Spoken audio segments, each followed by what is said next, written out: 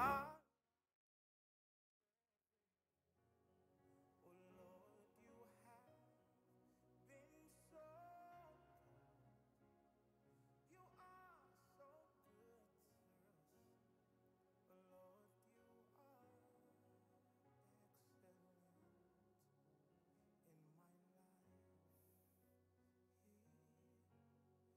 Oh Lord, you have been so good.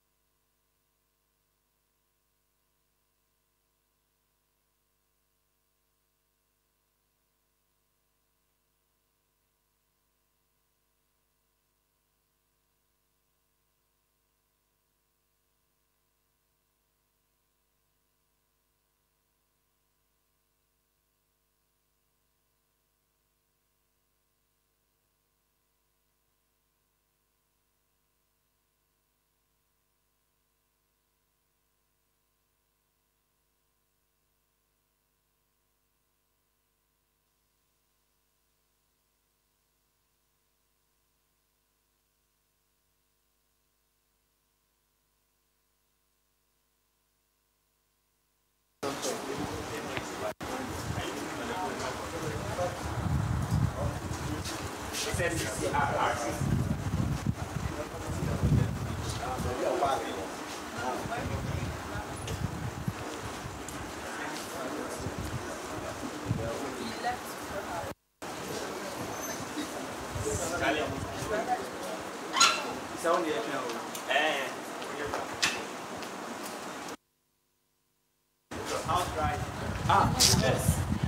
Hold them up. Go inside.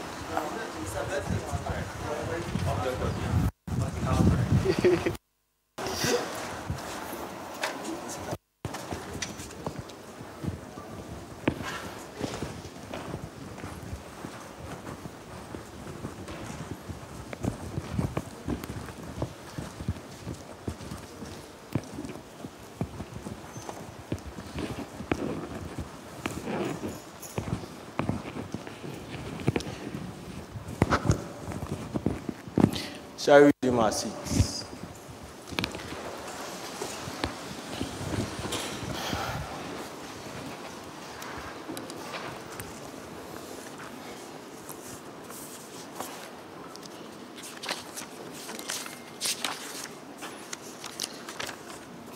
Let us bow down our heads for a word of prayer.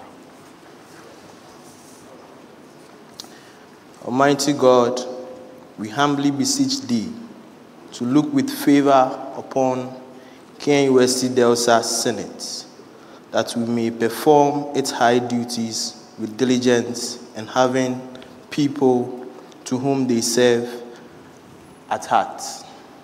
We pray Thee, O Lord. Amen. Honorable members, the House is extremely privileged to have the presence of His Excellency Victor Togo, National President of KNUST Dlsa, in this chamber.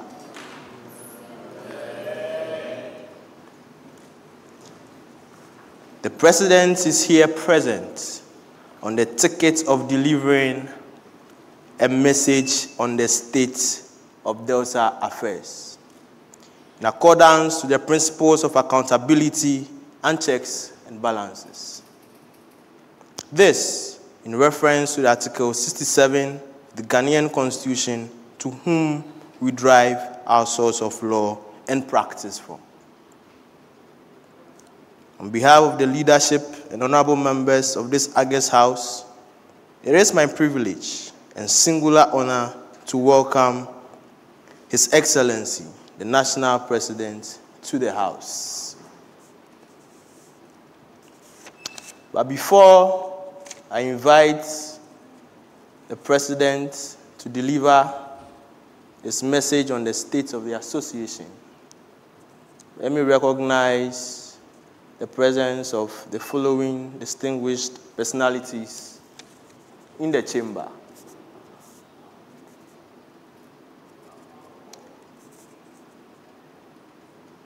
The Chief Justice, who is seated at my left-hand side, His Lordship Gideon Osei. We have in our presence the Vice President of the Western Sector, in the person of Her Excellency Harriet Asari-Bediako.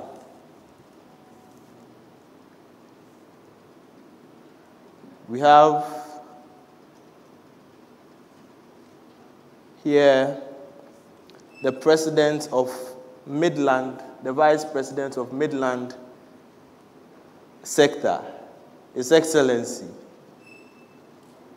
Prince Asari Danfo. General Ntatia. Is that you?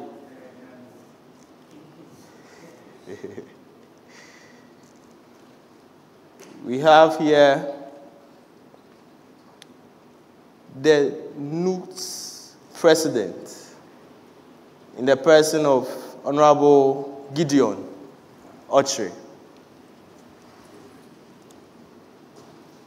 Gilbert Otri.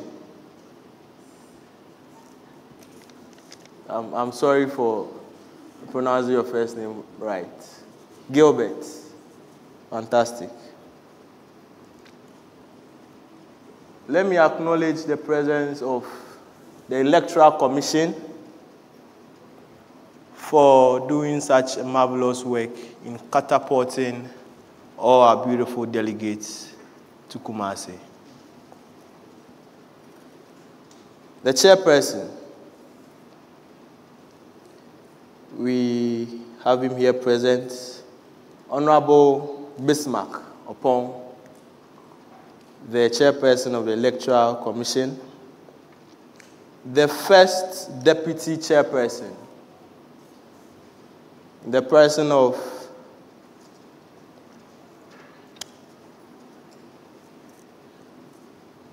Jima Sapong Kezia. We have, please let me see you. Let us see you. Yes, so I think I'll have to go over. We have in our presence the chairperson of the Electoral Commission, in the person of Honorable Bismarck Opong. The house is too quiet for my liking. When someone, I mean, you should acknowledge the presence of the person. Honorable Senators, very well. We have, again, let me mention, the presence of the first deputy chairperson, Jima Sapong, N.A. Kezia. Fantastic. We have in our presence the second deputy chairperson, a very notorious young man, the person of Honorable Isaac Kuvesu. That is him, very notorious young man. We have here the Electoral Commission's secretary, in the person of Honorable Abigail Amwa. You can add clue if you want.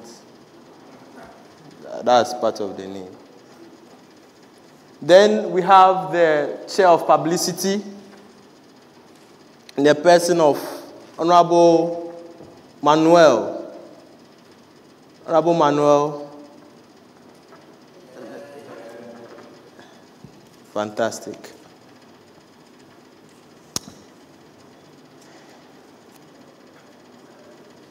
Haven't acknowledged the presence of, I think I'm missing one person. The national PRO is also here present, in the person of Honorable Agnes. Very vibrant young lady. Very beautiful. Yeah. Haven't mentioned all the dignitaries present. I will, as a speaker, invite the President, His Excellency, to deliver his message on the state of Dlsa affairs. His Excellency.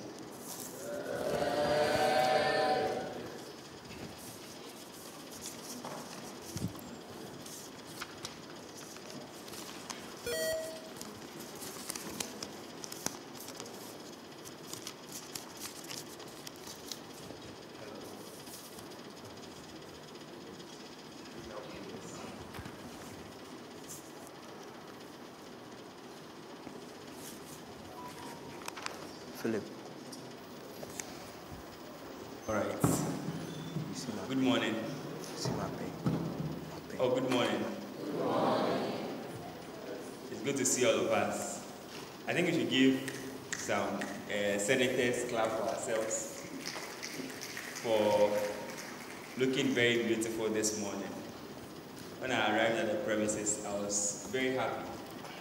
And the nostalgia I had, as at last year by this time, I felt I would revert. last year would come again. I felt I was the one in the election, having to feel, that thing that goes through your body and your veins, thinking about who to trust and who not to trust. But a very good morning to all of us. Mr. Speaker, it gives me a lot of joy to be back here again in this chamber where I was elected and inaugurated to champion the affairs of our noble association. I recount with nostalgia the feeling that comes with being in a fearfully contested election. It's a very, very fearful thing. Only the delegates will understand, only the candidates will understand how it feels this morning. When I saw the three of them this morning, I looked into their faces. I realized that the guys are really tired. And some of them have lost weight. And on the other hand, I also recount with nostalgia the feeling that comes with being inaugurated into office after a very hard toil to become president. Same here in this auditorium. Mr. Speaker, with your permission as the head of the Senate, I would like to stand on existing protocols that you have already established and bring warm greetings to all of us as senators, first of all, colleagues, students, and delegates.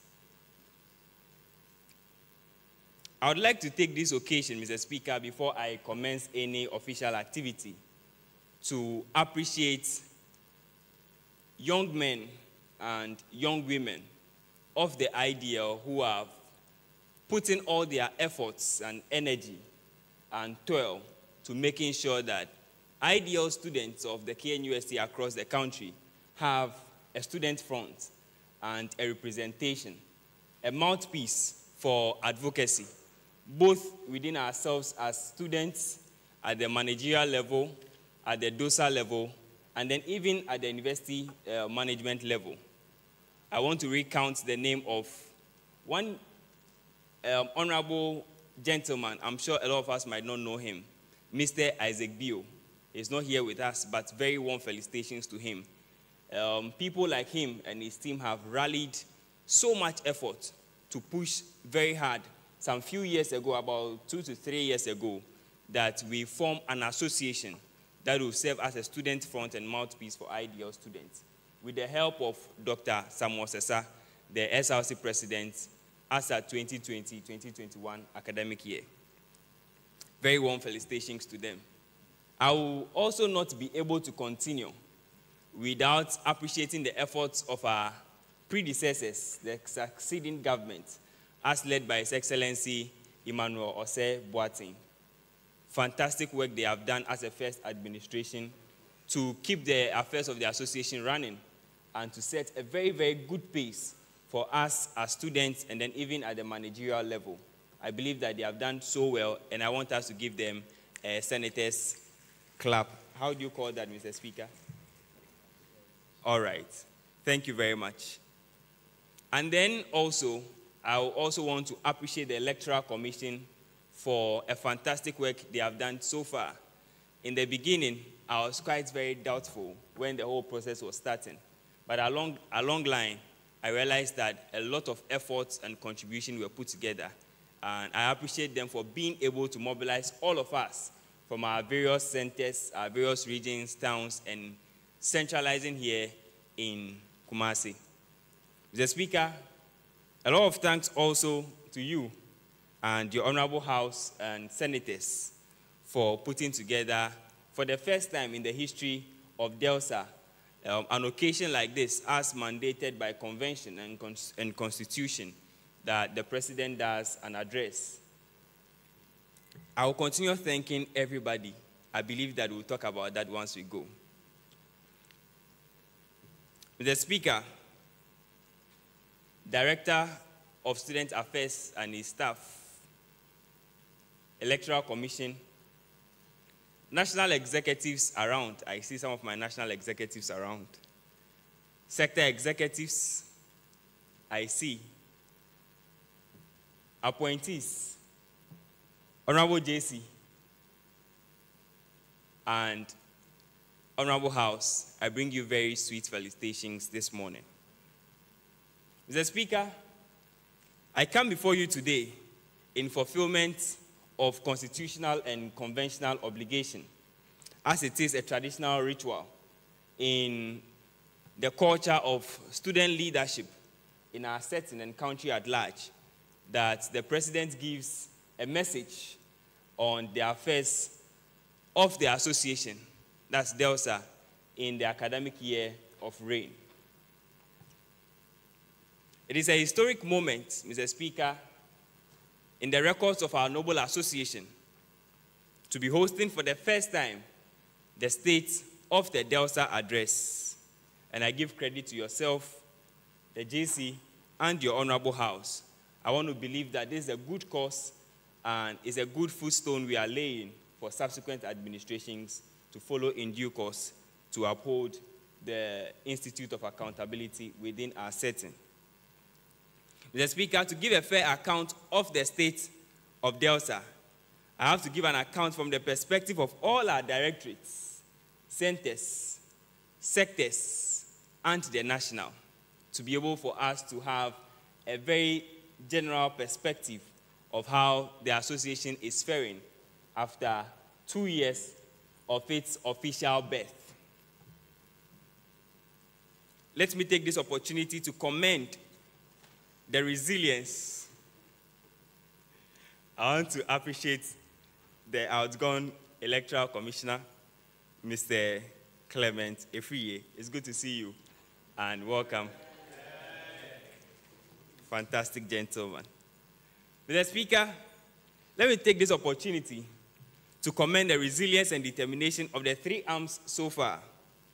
In the face of numerous challenges, we have remained united and focused on our shared vision of progress and development. Together, we have made significant strides in various sectors, centers, and the national, and I'm proud of the achievements thus far collectively we have made.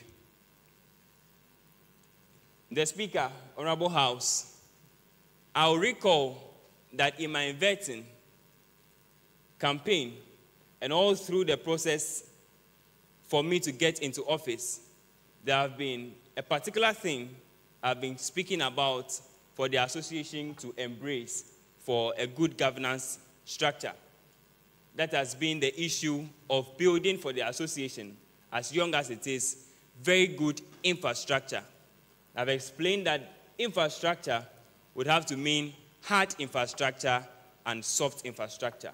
Establishing systems, establishing institutions, models, systems of accountability for us to establish good governance as a young administration. In this regard, this has been our focus in all that we have been doing. Upon assuming office, one of the first things that was the focus of the administration was to make sure that the arms of the association that will ensure accountability and checks and balance were complete. And so we took steps to inaugurate and establish the Senate that will serve as the legislative arm for the association. Mr. Speaker, a proper government structure on the merit of checks and balance identifies three arms of government: the executive, the judiciary, and the legislature. Upon assuming office, the structure was just an executive body and judiciary, with no existence of the higher decision-making body among the three arms. This deficiency propelled the executive through the judiciary to inaugurate the Senate, which is composed of 30 members, 3 from each center, and the leadership. The inauguration of the Senate was done on the 6th of March 2023 online. The central idea of establishing a legislative arm of government was to direct students from different programs and centers to have a voice in the decision-making process. It represents the diverse student body and ensures that their concerns and interests are taken into account. In addition, Mr. Speaker, the Senate will hold the executive leadership accountable for their actions and decisions. It will provide a system of checks and balance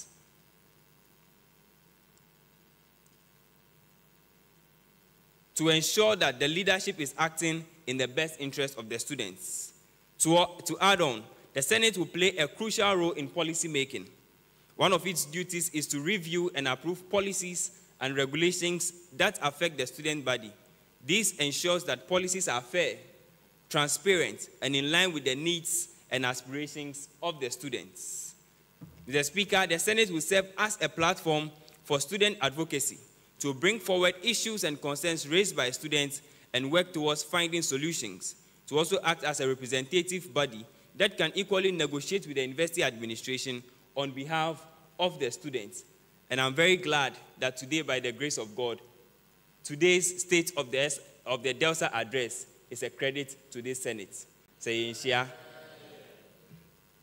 The Speaker, we also realize that the Dlsa is decentralized, which means that we do not just function as a national, but we have sectors and we have centers.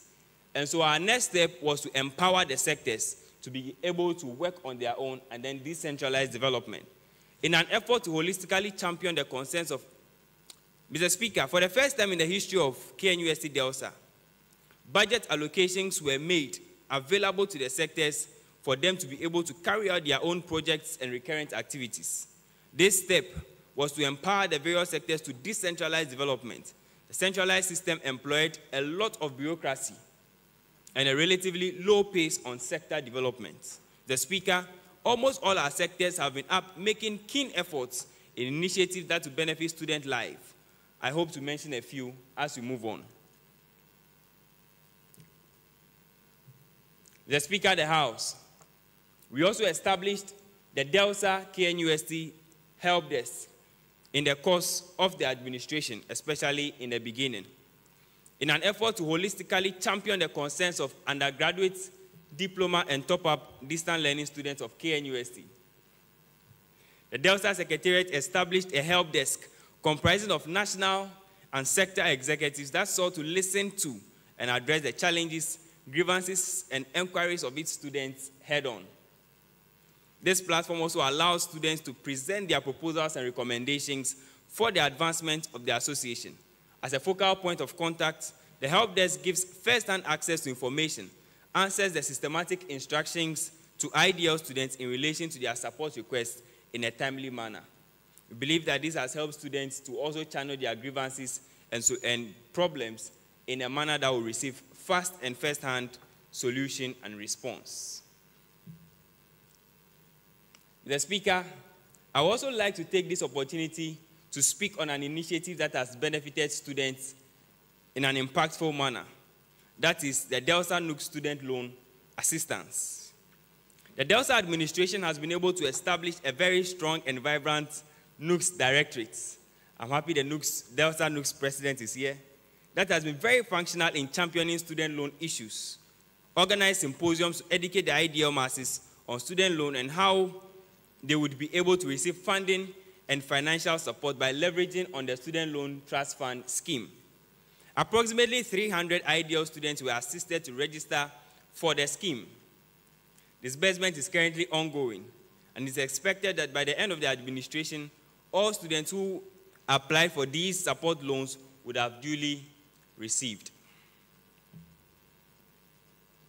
The Knust Directorate has also instituted reps in all learning centers of the ideal to give and receive first-hand updates to students in their various centers.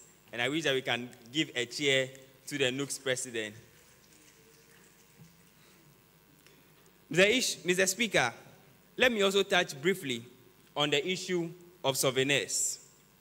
Our succeeding government introduced the souvenirs initiative, and want to commend them for that.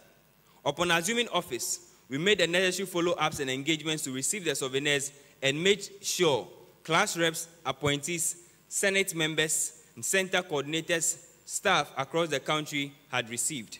That notwithstanding, some of the souvenirs are in production, hoping to receive them any moment from now, and the necessary disbursements will be made accordingly upfront. The souvenirs will also create, we believe, a sense of belonging and pride among the Dlsa community. When students and staff wear or use these branded items, they feel connected to the institution and its values. It fosters a sense of unity and loyalty towards the university. In addition, branded souvenirs will serve as effective marketing tools. When students wear Dlsa souvenirs, it acts as a walking advertisement for the institution. Others who see these items may become curious and inquire about the university, leading to increased awareness and potential enrollment. One would believe that subsequent administrations can also take this up. Mr. Speaker, let me also take this opportunity to touch base a bit on some beautiful initiatives that the Dlsa Midland sector have been engaged in so far. The Dlsa Midland sector, as led by His Excellency Prince Asare Danfo and executives, have completed the necessary processes for the production of exercise books to be shared for students in the Midland sector. It is believed that before the end of the administration, Midland sector students must have received their souvenirs as and when production is made and completed. The Midland executives also engaged the Directorate of Student Affairs for ideal students to have a shuttle system that would work on weekends from Tech Junction to campus at a very subsidized price, which means that the shuttle system will not only work on weekdays when this goes through, but on weekends also, ideal students, as part of KNUST, can also be beneficiaries of this. Approval has been sought from the Directorate of Student Affairs, and a proposal is expected to be submitted for further conversations. The administration is hopeful that even in the event it is not able to finish this project by the end of its tenure, it will be instituted for the next administration to ensure its completion. A very good cheer to the Vice President, His Excellency.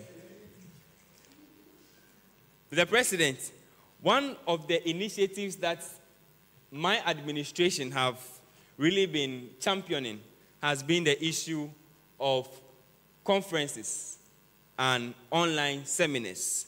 The Distant Learning Student Association, in collaboration with stakeholders and facilitators, ranging from corporate professionals to seasoned industry players, organized several virtual seminars to meet the career and personal growth needs of our studentship.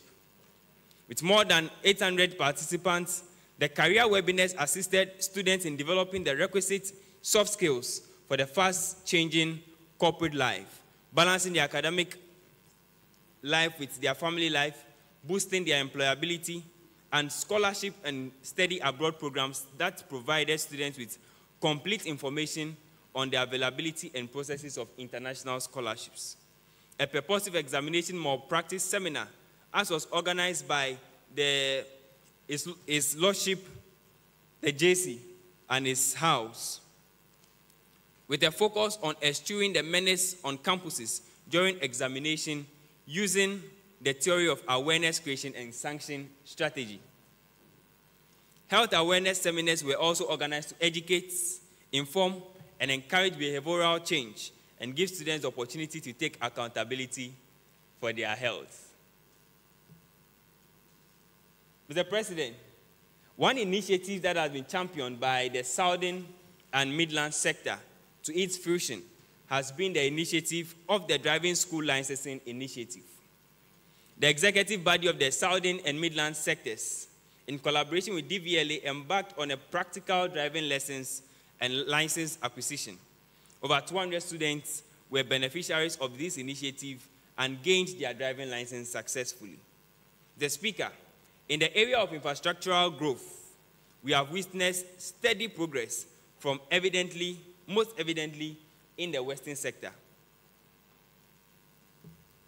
Let me begin by mentioning the erection of the Student Notice Board at the Takoradi Learning Center. The Western sector, under the leadership of Her Excellency Harriet Bediako, has erected a two-way glass notice board at the Takoradi Center. The presence of the notice board, I think we should give it to her better. I think she has led a history for the Dlsa, because she has been able to institute the very first physical infrastructural project in the Dlsa. I believe that Dlsa has a very long future in infrastructure, but she has begun it. And kudos to you for doing that. I really appreciate that. The presence of a notice board is of great importance for effective communication and information, Mr. Speaker. The notice board will serve on the Takrady Center as a central hub for sharing important information with students and staff to allow for the display of notices, announcements, schedules, timelines, deadlines, and other relevant information related to academic activities, events, workshops, and administrative updates. This is to ensure that everyone is well informed and up to date with the latest happenings on campus. Communication is the backbone of every developing institution, a wise man once said. Mr. Speaker, I know that in somebody's mind, you might be asking that what at all would be the essence of a notice board. But I want to say that as small as you might see it, it is not an easy thing to come by, especially if you know the processes you would have to go through to get there, and especially knowing that as a new administration, you have a lot of barriers to break before even having any intention to hit a ground to start any project. The Speaker, the second infrastructural project is in progress, and that is the construction of a relaxation area or a summer hut at the Takrady Learning Center. Somebody will ask, why is all the physical infrastructures going to the Takrady Center? Because we have a list of centers that have needs, physical needs, especially the centers that are bona fide properties of the KNUST, like the Takrady Center, the Tamale Center, and the Kwabenya City Campus. I believe that the Tamale Center will be a next line of focus in terms of physical infrastructure. Addressing the challenges of not having a relaxation area or a summer hut in ideal centers across the country, which is not far from the reality, and providing such spaces, the executive is in process of constructing a summer hut at the Takrady Center, which will serve as a relaxation area, an eatery, and a sitting area. The national executive has gone through all the procurement processes. Approval has been sought from the IDL management, the Directorate of Student Affairs, Directorate of Works and Physical Development, and the university management for the construction to commence. We are set to choose a contractor to start work on site. We are hopeful that before our term of office will end, we should estimate a full completion or an average of 70% completion of the project by the grace of God. This will significantly contribute to the well-being and overall satisfaction of students and staff at the center. It will create an environment that promotes stress relief, social interaction, a study area, relaxation area, an eatery, and at the end of the enterprise, introduces productivity and social life balance.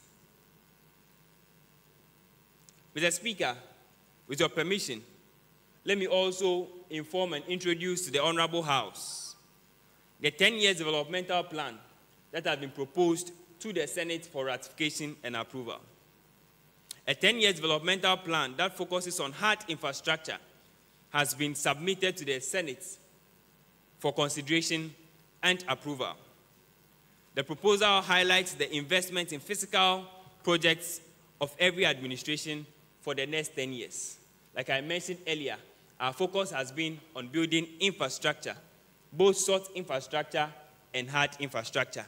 And we believe that as an association that is just 2 years, a developmental plan is a very bold step to our next development. This plan provides a clear vision and direction for the association. It outlines the goals and objectives to be achieved over a specific period, ensuring that efforts and resources are focused towards a common purpose. In fact, the 10-year developmental plan will allow for long-term planning and strategic decision-making. It will enable the association to anticipate future challenges, identify opportunities, and set realistic targets for growth and development. With a developmental plan in place, the association can effectively allocate its resources, financial, human, and material, to achieve its goals. It will help prioritize activities and ensure resource utilization and avoid wastage. The chairman, the speaker, a 10-year developmental plan before the House of Senate, when approved, will establish benchmarks and indicators to measure progress and success, to allow for regular monitoring and evaluation of the association's performance, ensuring accountability, transparency, and implementation of projects. Honorable House, this 10-year developmental plan highlights some specific areas of focus in terms of development, physical, infrastructural developments. That notwithstanding, the 10-year developmental plan is not strict to its obedience. This is because there are going to be emerging trends, changes in technology, changes in problems, new needs of students. And as a result, as and when leadership wants, amendments can be made to this. But it is the plan that, come what may, every administration should try efforts to institute at least one physical infrastructural development. We believe that when this is done, in the next 10 years, Dlsa would have had a minimum of about 7 physical developments to our credit. Don't you think it's a good thing? So it does not mean that what is exactly in is what you should do as a president or as an administration. But what it says is that we have given you areas of focus. You can look there. If not, come what may, institute an infrastructural project. Whatever it will be, I believe that it will be to the discretion of the administration and the needs of the students at the time. While the 10-year developmental plan provides a roadmap, it will be adaptable and flexible to changing circumstances. It will allow for adjustments and revisions based on emerging trends, technological advancements, and evolving student needs. Again, this is a bold step to development. The Speaker, Honorable House, EC, alumni, and invited guests. Whilst I conclude, I take solace from a stanza in the anthem of our university's anthem, the KNUST University's anthem, the stanza that says, "Stony the road we trod, bitter the chastening rod, felt in the days when hope unborn had died. Yet with a steady beat have not our weary hearts, our weary feet, come to the place for which our fathers sighed. We have come over a way that with tears have been watered.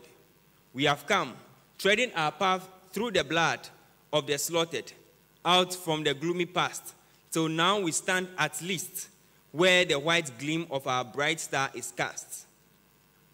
The Speaker, we do not count ourselves as having to achieve all, or having to be perfect, or having to be the best.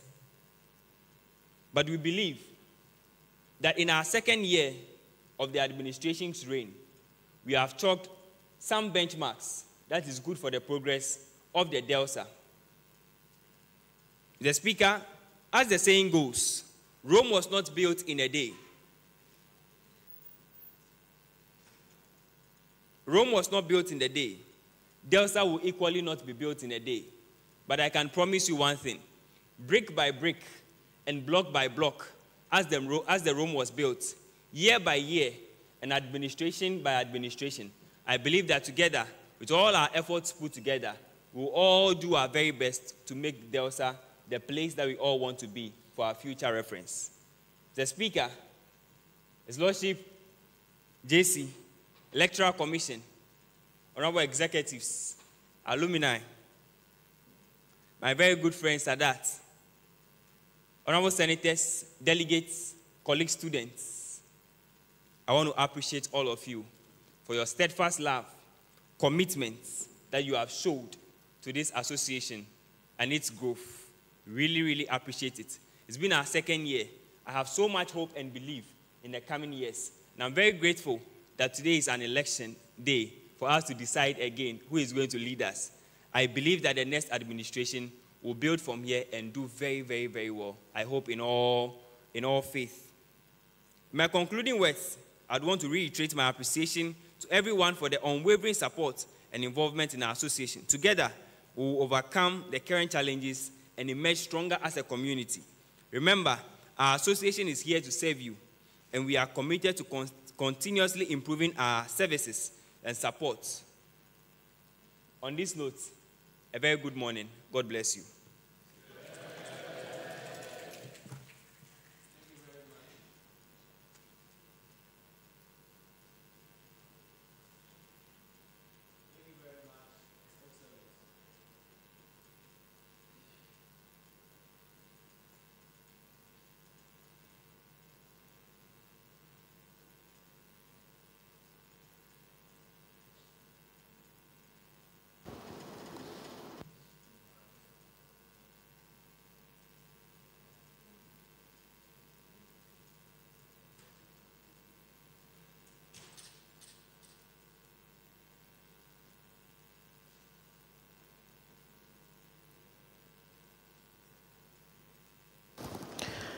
Thank you very much, His Excellency, for delivering the State of Dlsa address. Let me acknowledge a friend and an executive who just joined us, a very good friend of mine, the financial controller, in the person of Honorable Richmond Jobo. Dlsa, I see you. A very good friend of mine. Let us also acknowledge the presence of our Women's Commissioner, Honorable Alice. Let us see you. Give you an entree. Let me correct a mistake I made. The Chief Justice, His Lordship, who is here present, the name is Gideon Ochre. His Lordship, sorry for mentioning your name wrong. Now, I know that members would like to debate and ask questions on the message that has been delivered to the House. As we were doing, we were compensating distance by using technology. The debate will continue online. A specific or specified date will be communicated to the Senate for us to go into the nitty-gritties of the message that has been delivered to us. Quickly, I would like to call on the leadership to move a motion on the adjournment of the sitting. Honorable Isaac Dom.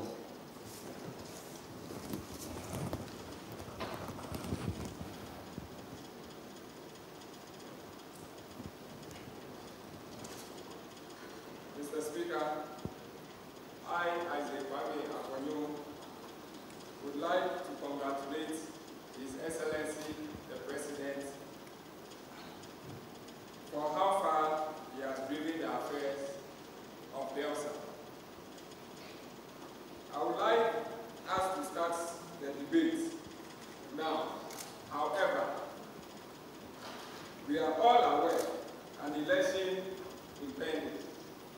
Also, people have to travel long distance to their various destinations. Mr. Speaker, we are going to have sufficient time.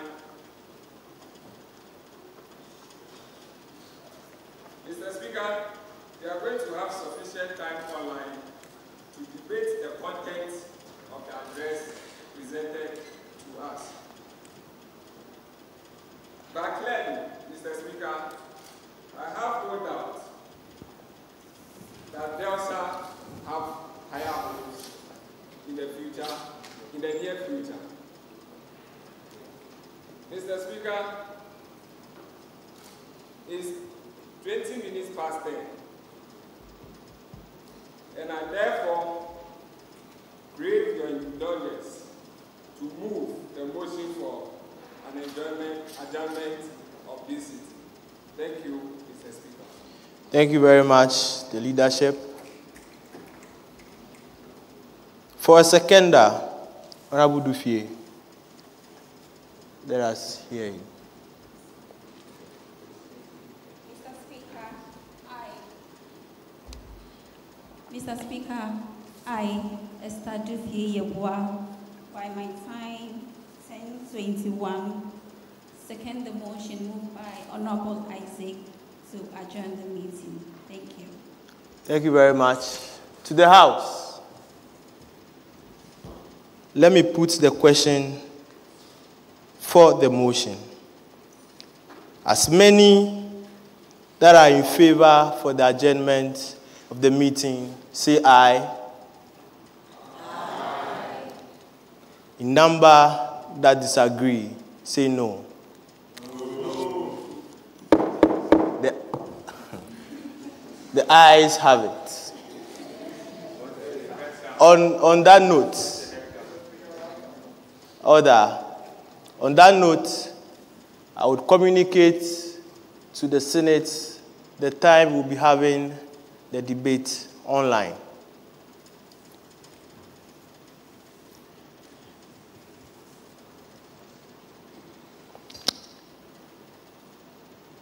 Now, the motion is adopted accordingly, and the House is adjourned till further notice.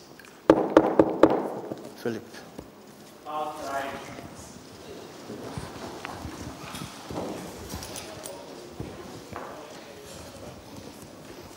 Then you have to.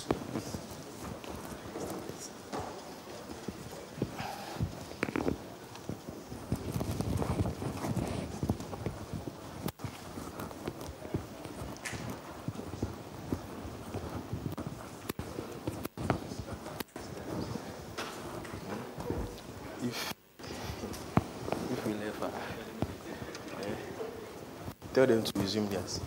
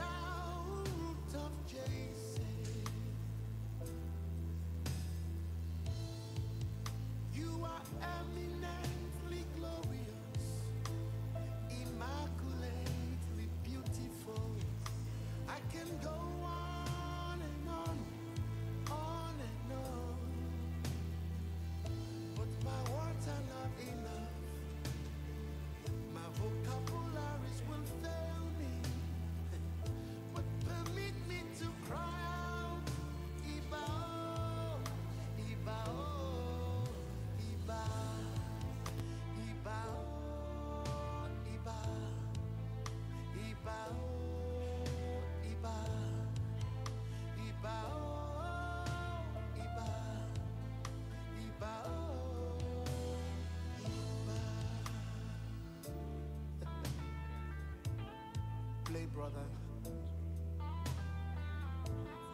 Na na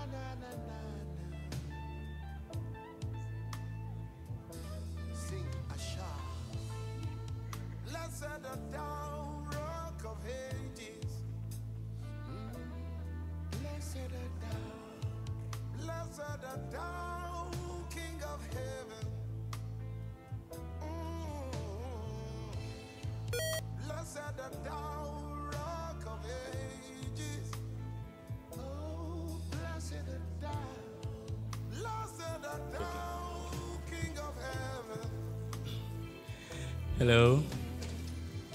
Good morning. I hope you're all doing very well. Okay, so we are done with the first exercise. That is the parliamentary sitting. So we'll be moving on to the main business of the day, which is the conduct for the 2023-2024 National Delegate Elections. Now, there are some few rules that I would want to spell out before we proceed.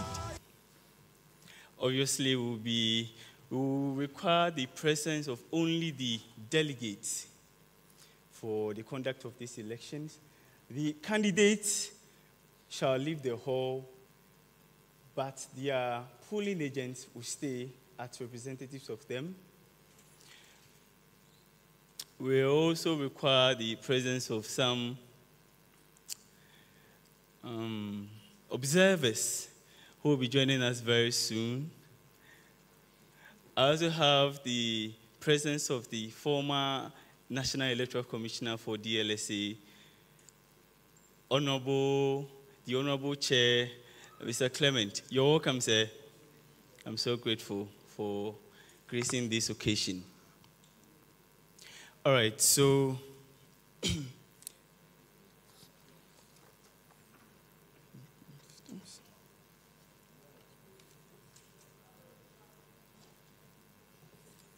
the first exercise that we are going to embark on right now is I would need all delegates. In fact, we will need to clear the hall, and the UITS team have set up just at the main entrance. They are going to verify you, the UITS, it's a biometric verification. And then you would enter again. But this time, you will not enter with your bags, your mobile phones, any smartwatches, or any electrical gadget for that matter. So that is what you're going to do. The security are going to be of assistance. They're going to mark you. Whilst that process is ongoing, the EC will start making preparations for the setup so that we can proceed immediately. But before we do that, I would like to take you through, whilst all of you are here, for you to know the rules and regulations with regards to the voting procedures. This national delegate election, the procedure, I would want to take you through. Now, first and foremost, what you would need this is the polling center. So for now, let's see this whole conference center as the polling center for the conduct of the national delegate election. You should bring along your student ID card. Obviously, I realize that most of you have it with us. During the various communications that we've had, we have requested that it's either your student ID card or your admission letter. That's the only authoritative documents that we require.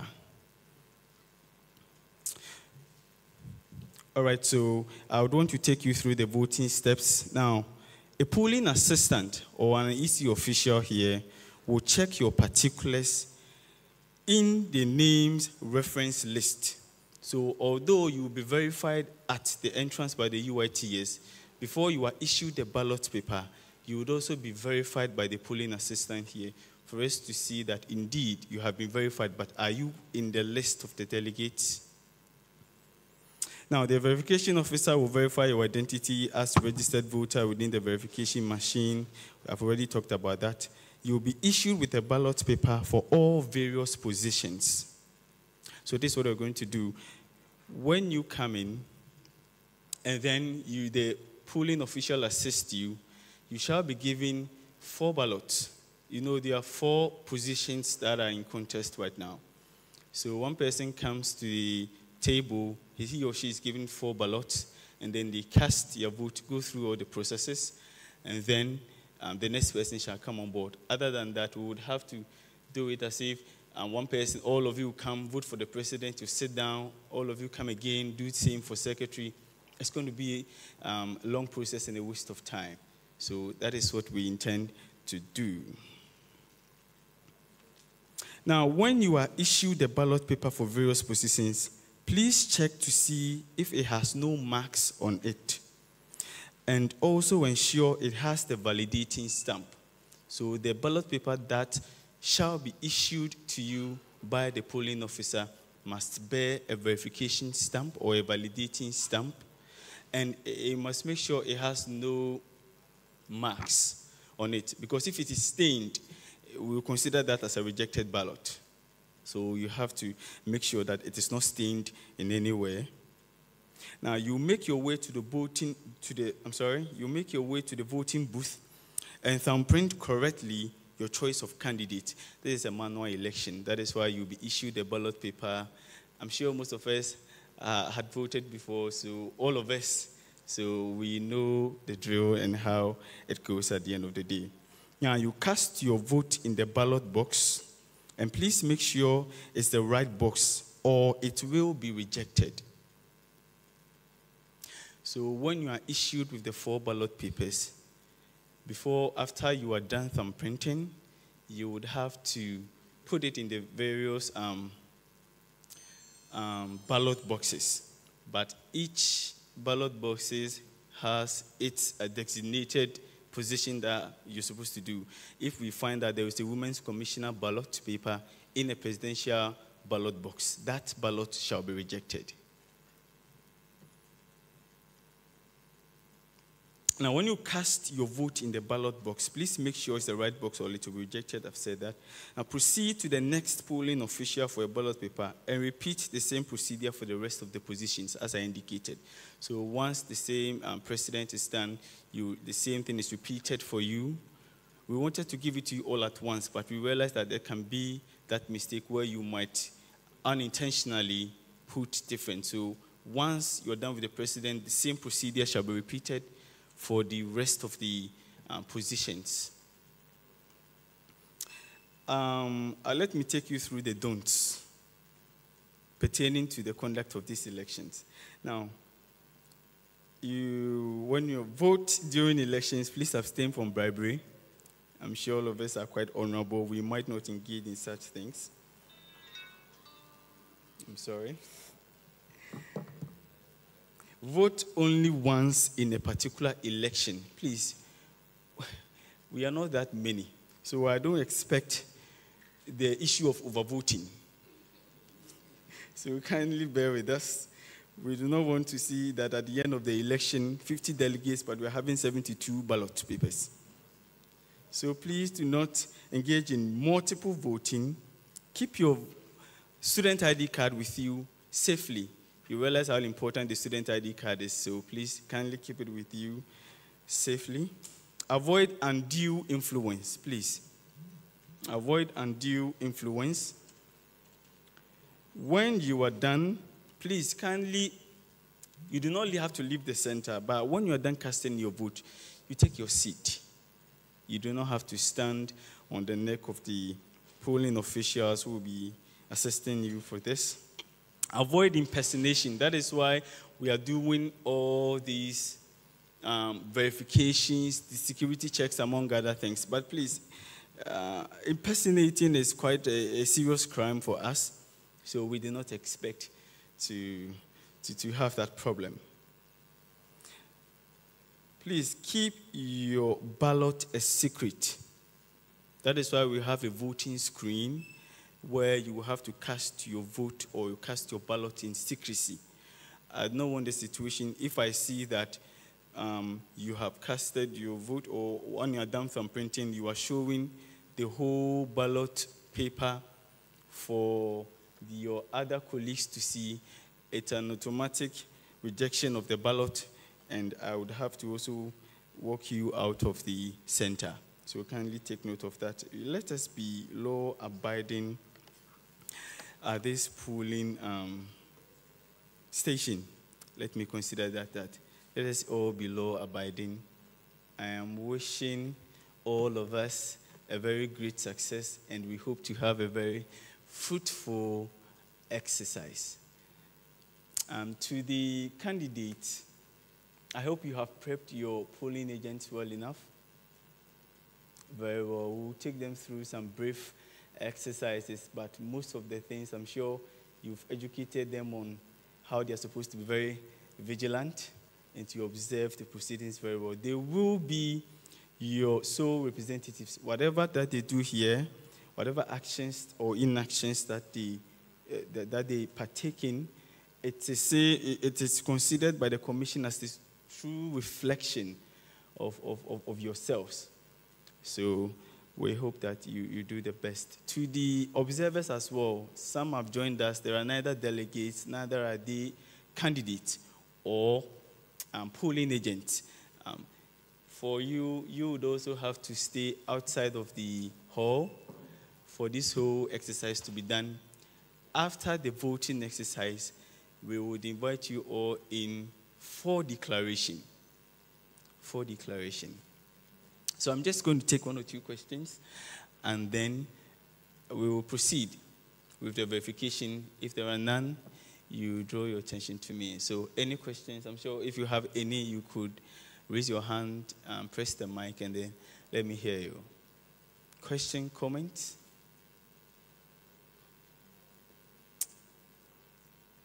Is there nothing of that sort? Candidates, question, comment regarding the rules? Nothing? Okay. All right, so when you raise your hand and you want to speak, you mention your name, your center, and then we proceed. Let me hear you, sir. You can use the mic, or it's not working from your end.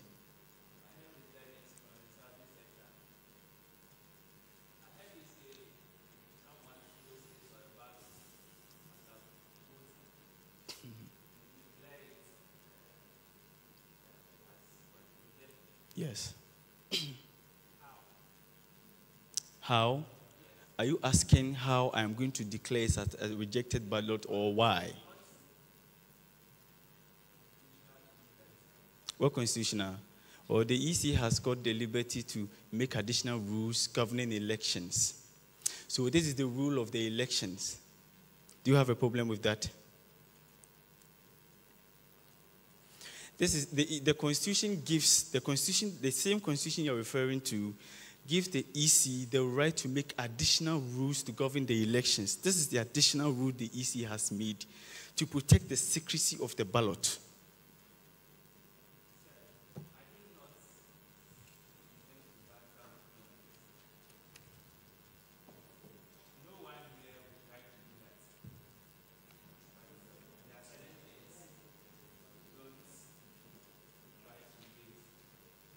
You don't try to what?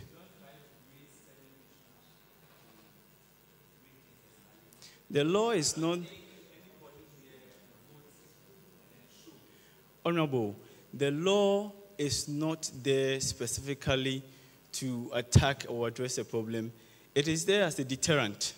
You will not do it. Do you know what your other colleagues are also thinking? So it's a general rule that applies to everybody. Do you okay? You're welcome, sir. Any other question? Comment or suggestion?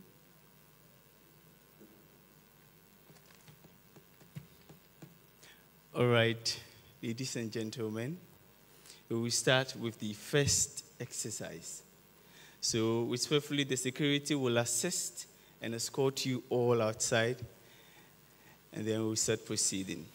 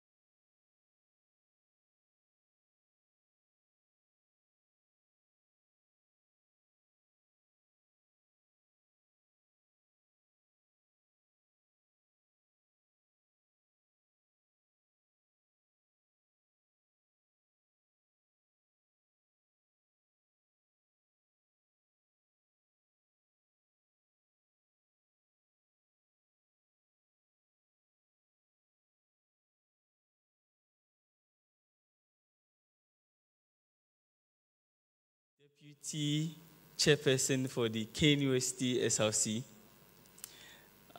Electoral Commissioner, in the person of Honorable Peter Ban. You're welcome once again, sir. Okay, thank you. Bye.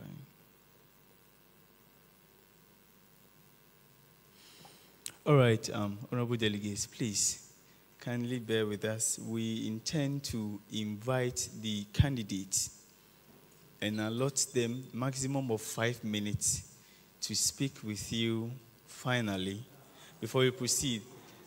It's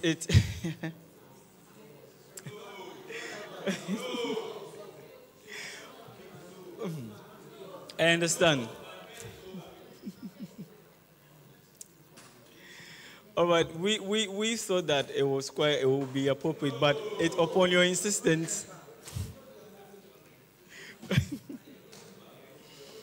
Very well, very well, very well, very well. If that's the choice of the delegate, the commission will oblige, and then we'll proceed. We felt that it was quite appropriate that they could speak to you finally, but if you are okay with their messages that they have sent across, we will kindly proceed with that as well.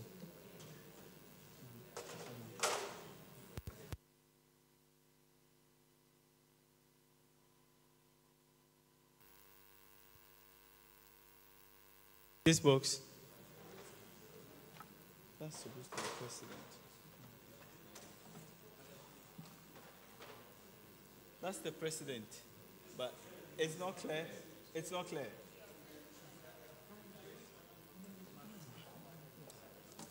It's still not clear. No. Going to me. No. When I turn it upside down, it's still upside down. I don't get it. Marker. You need the marker. Marker is still right. What is the marker? Oh, we have to deepen use this one. The president. But we are not going to seal it right now.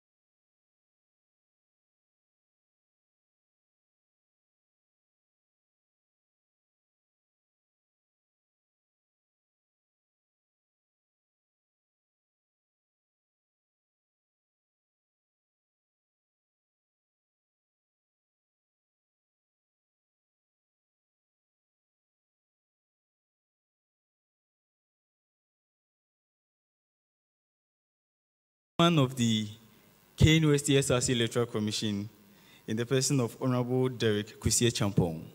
You're welcome, sir. Okay. All right, so quickly we'll move on to the polling agent for the various candidates. We'll need you to approach the polling officers now for some few exercises. And I will also need you to, first of all, introduce yourself. So you face the delegate and you mention your name.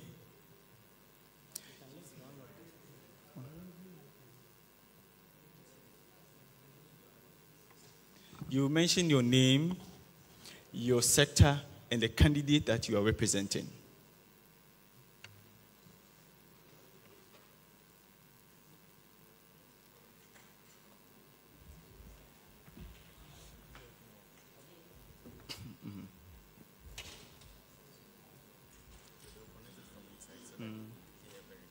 Okay. A bit delayed. It's working. My name is Issa Mubarak, Midland Sector. I'm here to represent Musa Damba Idrisu Abu, National President. Thank you. Okay, so I'm Caleb Na from Kofroja, Southern Sector, and I'm here to represent Lukman, Vice President. President, sorry. Where's my phone? Kwesi Owusu, Midland Center. Bismarck Owusu, National President. Joseph Opoku, Midland Sector. I'm representing Christabel. I'm Mensa Bonsu Daniel, representing Benedicta. I'm Mensa Bonsu Daniel. I'm Mensa Bonsu Daniel, Gumasi Sector, representing Benedicta for the Yukon. Benedicta.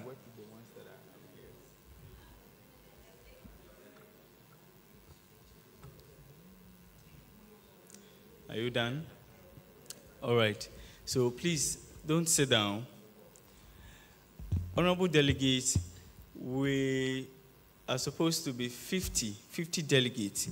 Currently, we are short. We are not up to 50 delegates per our attendance sheet. Now, this is the exercise we are going to do.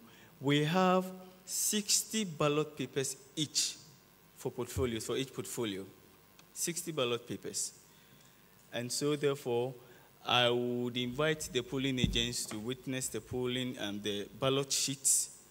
The polling officials, if it is okay, might count the ballot sheets for you to know that it is the exact 60 ballot sheets that we have requested. That is what is going to be used for the conduct of this delegate election. Are you okay with that? Very well. No. Also, honorable members, we would have to show you the ballot boxes are empty, as you can witness here. I believe there's no need for us to take it and then show it to you across again. There is the screening.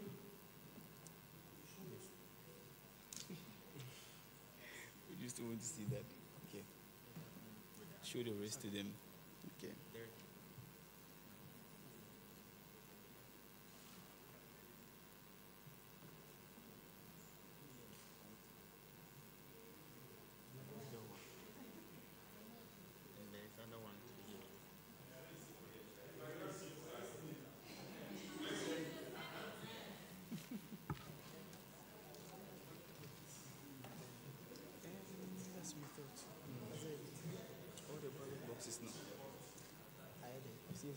In front. Which one? Yes, sir, please, let me hear you. Lord, we worship you.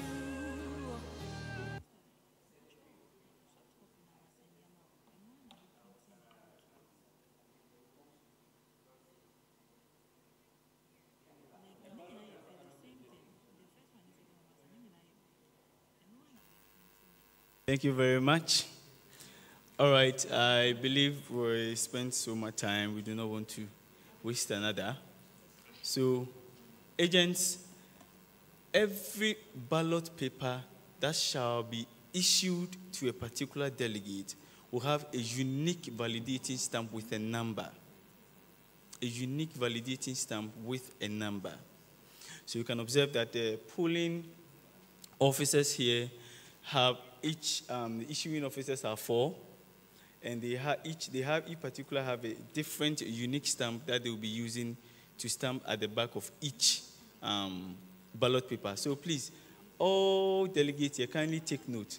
If you are issued a ballot paper without the validating stamp, please do not receive it. Do not take it. Check that your ballot paper has the validating stamp before you can proceed. Also, once you are inside, you do not get to go outside again, except to the washroom.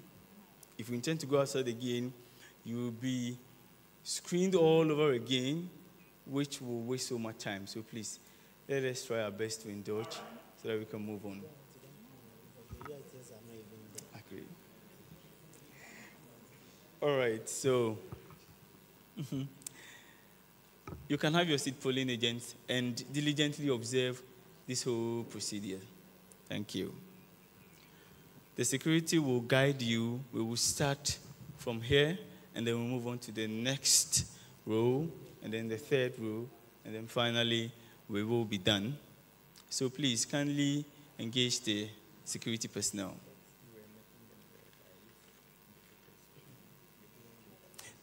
One more time.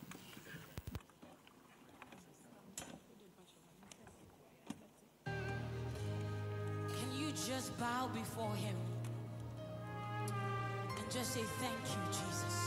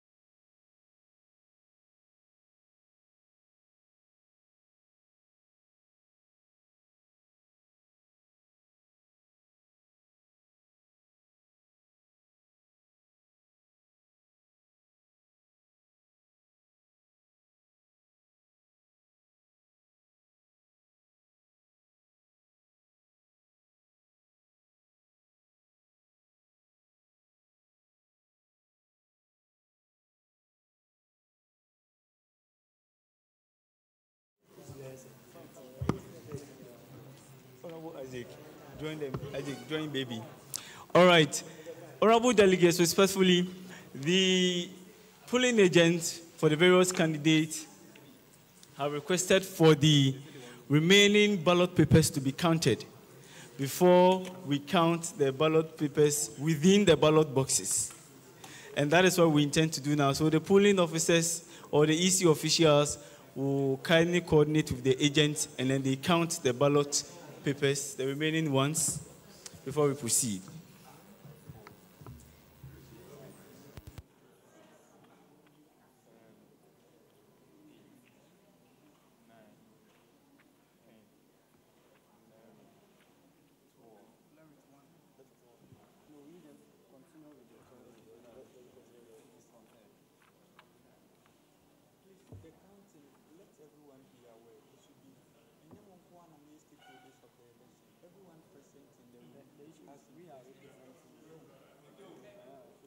So, audience, please.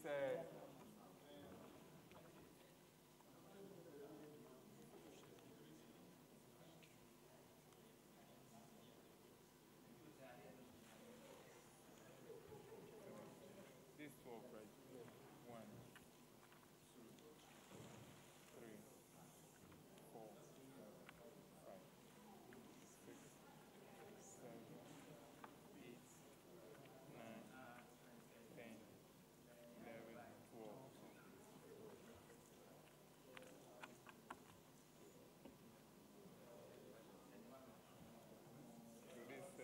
this F1, 2, 3, 4, 5, 6, 7, 8, 9, 10, 11, 12. How will you answer?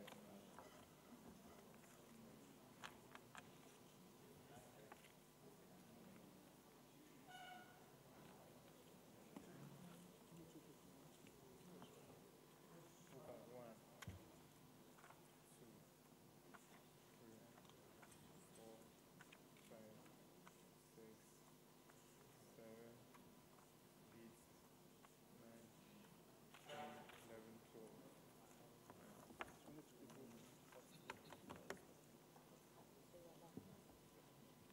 12. Yes, it's there, 48. So, please come.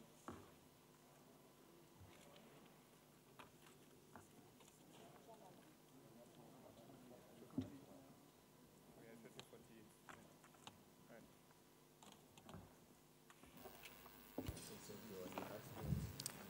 Very well. EC officials, is the counting done? Very well. Polling agents for your various candidates, please, I would respectfully ask you to confirm the number of ballot papers that were left. I would need a verbal confirmation from you. So I'm starting with you, Honorable Sir. You take the mic and you confirm the number for various portfolios that were. 12. 12 ballot papers left. For all positions? Yeah, for all positions. Thank you very much. Yeah, for all positions, 12. Yes. Yes, 12 ballot papers left for all positions. Very well. Yeah, 12. 12. Very well. Of course, 12. How much? Of course, 12. 12. Okay. Thank you very much. Thank you so much. Now we'll quickly move on to the counting. As I indicated earlier, we are starting with the position of the General Secretary, National General Secretary. The unsealing has begun. But I think that the delegate would also request a fair view, or if it's okay that the agent should be here.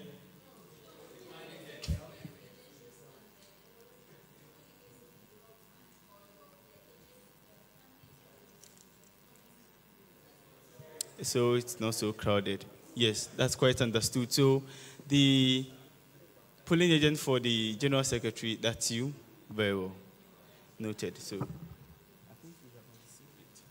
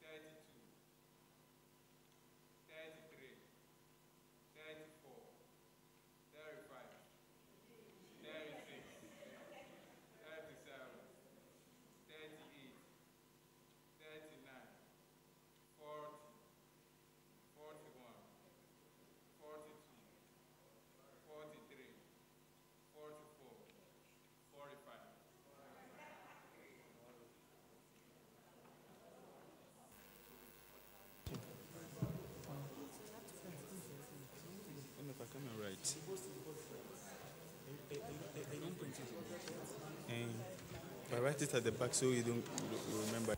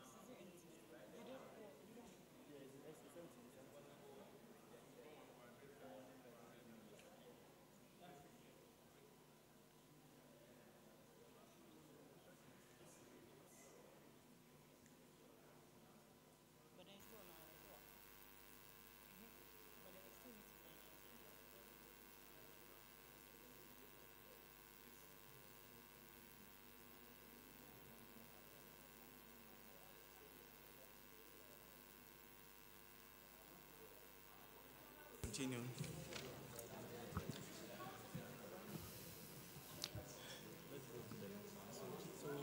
Let's continue. Yes. If you tell us. Yeah, it can show. So that's why I want to finish counting now. Then we'll address that. All right. All right, please, no pressure. Just give it time. Let the process run smoothly. Yes, since you have dedicated your time to come here, please let us give the time and let the process run smoothly. All right, we'll move on to the second ballot, which is the position of Financial Secretary. As I indicated, we are starting with the unopposed candidate.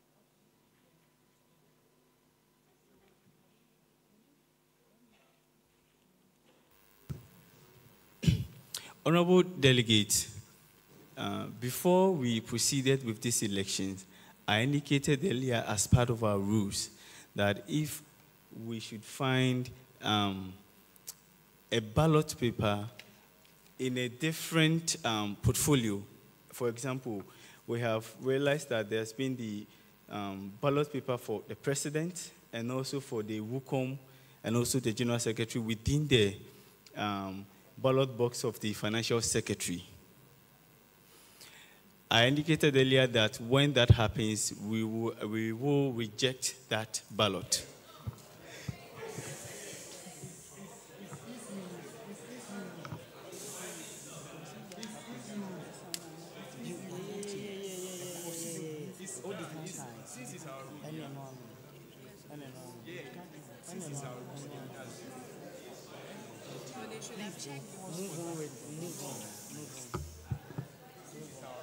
Yes, I indicated earlier that so when you are a delegate and you are voting, you should make sure that you are placing your ballot paper in the right ballot box. That means that any ballot paper that is found in a different ballot box for a different candidate with a different portfolio, I am going to reject that ballot. And so...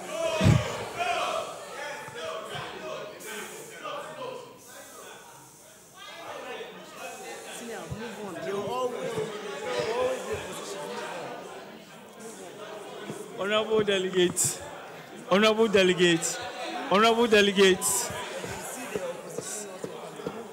Once you made it clear, Yes, I made it clear. I made it clear. Yes, yes, we are moving on. We are moving on, honorable delegates, we are moving on. And so, yes, Honorable MFR, please kindly note the rejected ballot for me that was found in the ballot box for the financial secretary. The rejected ballot for the presidential, the general secretary, and also for the WUCOM. Presidential 1, Women's Commission, General Secretary 2, and then for the Women's Commissioner 2. Rejected ballot. Very well.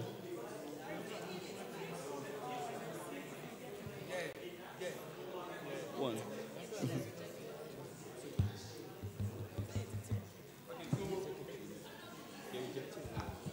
Easy. All right.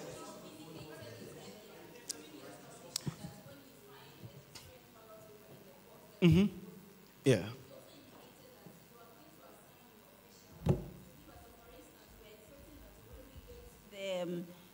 The WOCOMs, an official will give us a ballot paper for WOCOM, and then we will vote and then put it in a box before we proceed to the other one. That was what you also stated. But then when we came back, we realized that you give all four to us boxes at the same time. So that is also the reason why something like this happened. I agree. So I only suggest and plead with you, even though you made that statement, but I plead with you that you shouldn't reject it, but then we should count it as well. Please don't. No, because how you also gave it when you are voting nationally, when you are voting, you are not giving all your ballot papers at once. When you go, they give you a particular candidate's ballot paper, and then you vote. After that, then you go and pick another one for that. All these votes count. So please, I'm just pleading with you that you reconsider your earlier statement. Yeah.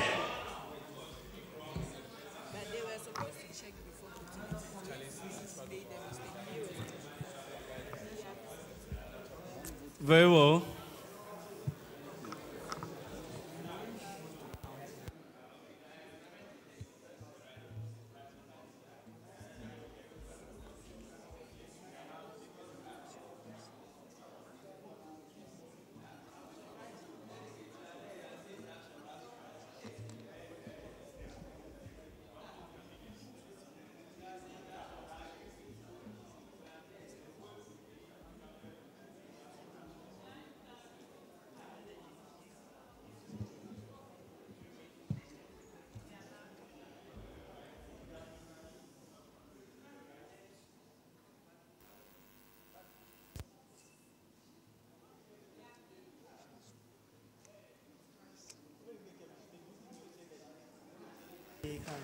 All right.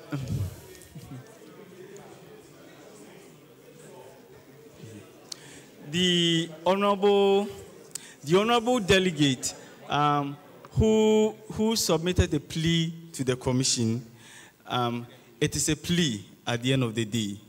But I'm sorry, I will have to shoot down this plea and then proceed because the rules were clear.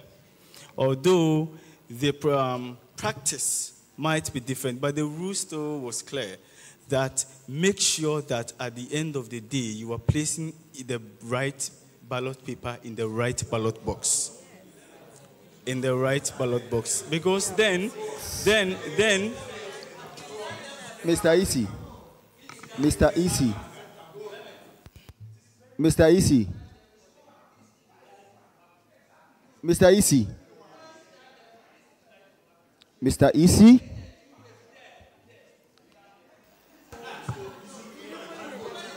Mr. Isi. Honorable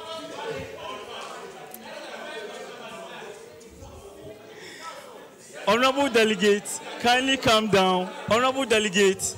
Mr. Isi. Delegates, this is not a debate. This is not a debate. This is the rules. We have a rule. Yes, it is the rules governing elections for Dlsa.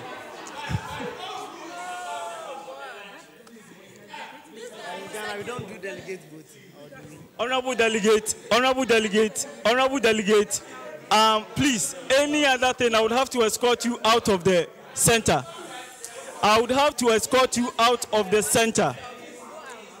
Honorable delegate, I would have to escort you out of the center.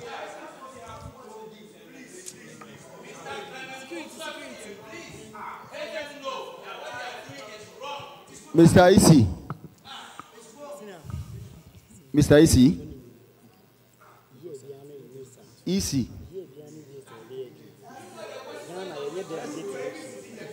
So if you want to bring the national Mr. Isi. move on with your rules and regulations. Mr. Isi, kindly lend me your ear. Regarding this election, it's won by simple majority. So if one vote is missed, it could have an effect on the elections. So please, let us, because the mistake has been done by your own self. Because me myself, when I was coming, I had to be open my eyes very well before I could see the boxes. If the president was separated from other ballot papers. Honorable Dodu. So please, I am not going to go back and forth with you on this one. And I'm also saying that this election is won by simple majority. Honorable so this one is vote, not a back and forth. A vote counts. Anybody who really do not understand and want to cause any mayhem here, I would have to escort you outside of the center. I am saying that we have a rule. We have a rule. Mr. Isi Chair. That is governing the conduct of these elections. The ballot papers were not missed. It was a rejected ballot that has been the cause of it being in the road ballot box. Is that paper or is that ballot valid or not? We are moving on. If you think that you have an issue and you want to create any mayhem, I will escort you out of the center. Security, respectfully, please, I will need you to escort the honorable member in black out of the center right now. Please, escort him out of the center. Please, respectfully, escort him out of the center. No, you can't. Hey. We are moving on.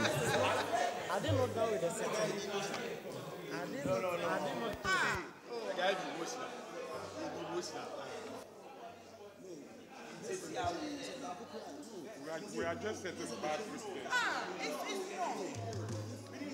We are setting bad precedents.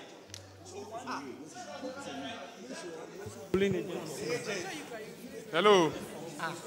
Mr. Chairman, please can I speak? This is not even a pressure. Hello. Yes. All right. Hello, Mr. Chairman. Please can I speak? Honorable member, honorable delegate, you see, this is not Parliament House. This is the conduct of elections. Yes. So the EC is going to do its job and abide by its additional rules that it created for the conduct of these elections. If you've got issues, go to the Judicial Council and do that. But the EC will continue with its work at the end of the day. Please, whatever we are doing here is going to be a precedent. And if we set a bad precedent today, it will affect us in the future. So please consider that. It wouldn't be difficult to just correct what we are doing right now and proceed. So please, if you can reconsider your rule, so that. All right, we are going to continue. But what I want to say is that there is also a precedent that we are setting that we must also follow rules and regulations at the end of the day. Yes, so whilst we are talking about a precedent to correct mistakes, a precedent to also follow rules and regulations strictly when it comes to the conduct of national delegate election for Dlsa. So we are continuing. Yes, let's continue. So, Honorable Isaac, please, kindly proceed with the counting.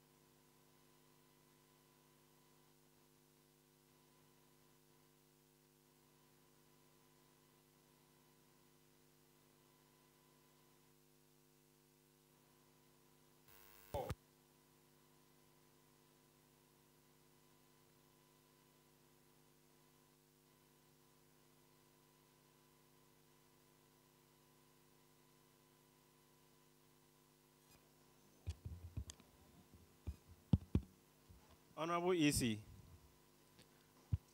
Honorable EC, I want to ask you, what arrangements have you done for runoff? Should there be, since you are rejecting some of the ballots, what arrangements have you made? Earlier, you indicated to us that you submitted 60 copies of ballot papers. So should there be a runoff? What are your arrangements? Thank you.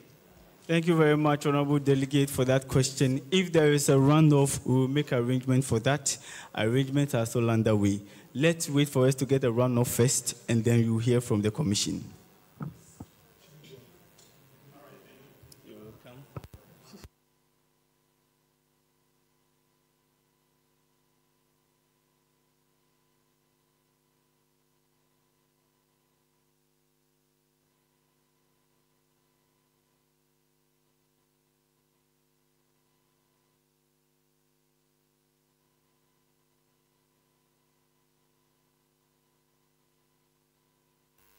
Honorable Delegate, Professors, we are continuing. So we'll go on to the next ballot box to unseal it, which will be the position for the Women's Commissioner for Dlsa. So I would need the polling agent for the Women's Commissioner to also come.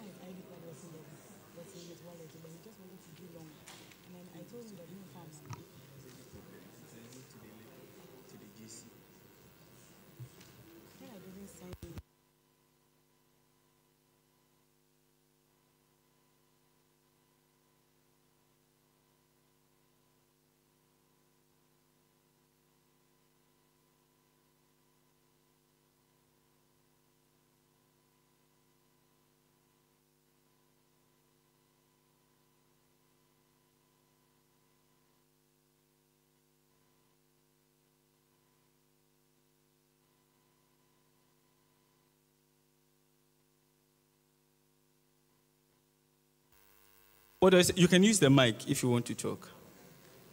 It's not working. What are you asking?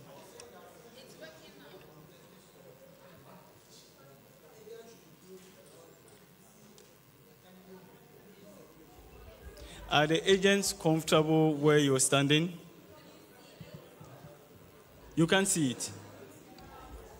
And so you were waiting for the delegate to tell you. Yes, yes.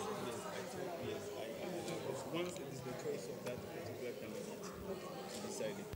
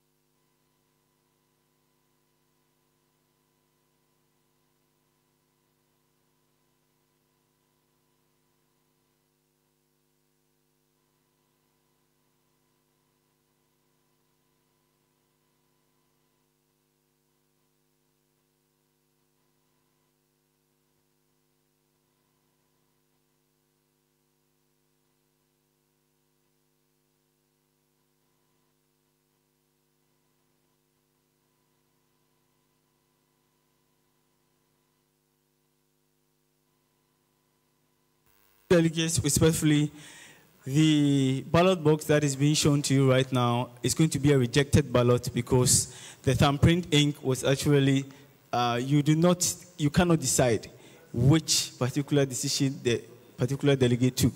So it is considered a rejected ballot for the position of Women's Commissioner. Okay. Yes, show it to them. Yes, honorable delegates, there is also the ballot paper for the financial secretary found in the ballot box of the Women's Commissioner. That is also going to be considered as a rejected ballot. So let's continue. Yes, counting.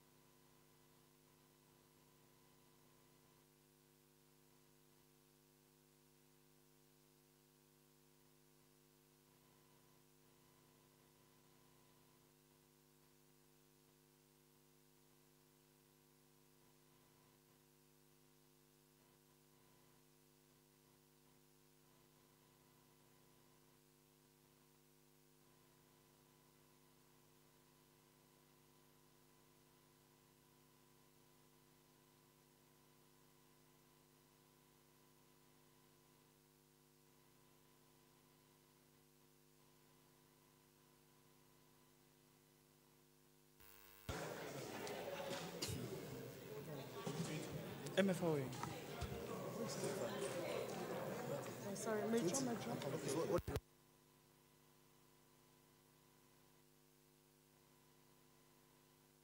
Yes. Thank you very much.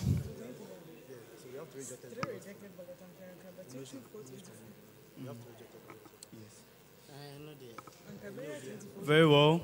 Thank you very much, Honorable Delegate. We will move on to the final ballot box for the position of president. And we are going to do the unsealing right now. Honorable AB, kindly assist Honorable Isaac for the unsealing for the position of president. Let's go for break and income.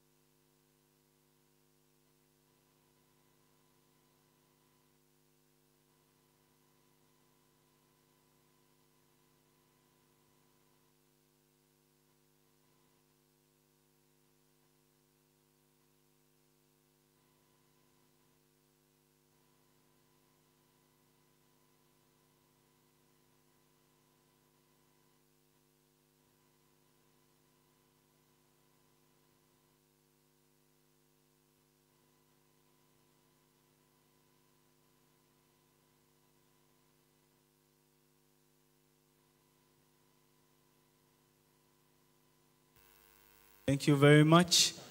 The polling agents can get down now and then witness the counting. Show it to them. All right.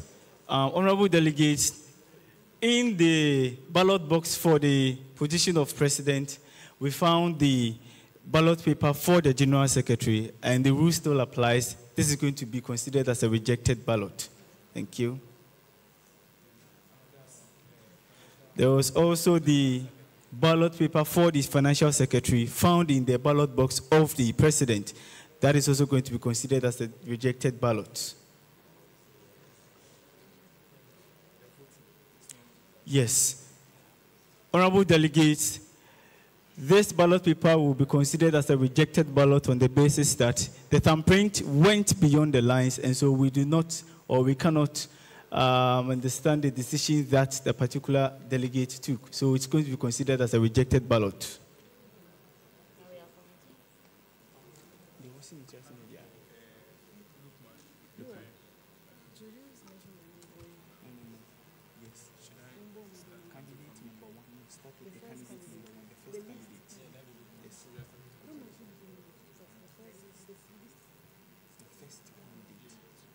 So counting for the first candidate. For the position of vice president. Mention the name. Yes, mention. All right. Honorable delegates, counting for the first candidate on the presidential ballot paper, it's in the person of Mr. Saini Ibrahim Lukman. Proceed, please. 1, 2.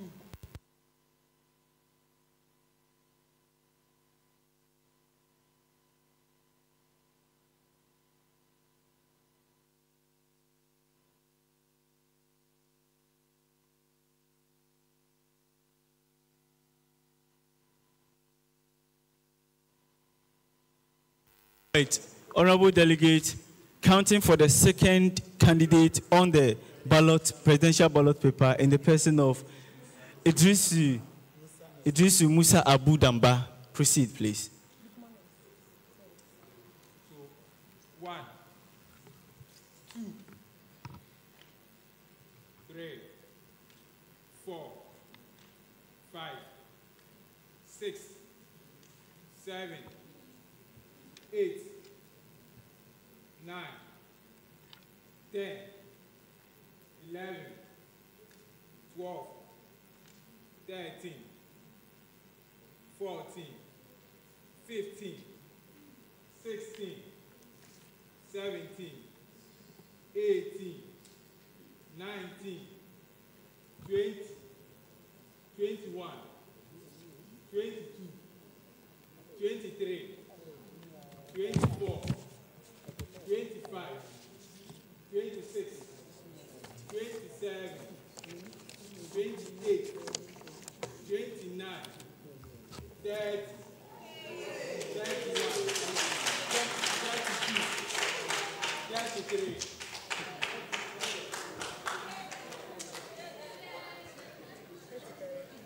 Thank you very much, Honorable Isaac. Counting for the third candidate on the presidential ballot in the person of Bismarck Owusu. Proceed. 1, 2, 3, 4, 5, 6. Thank you very much.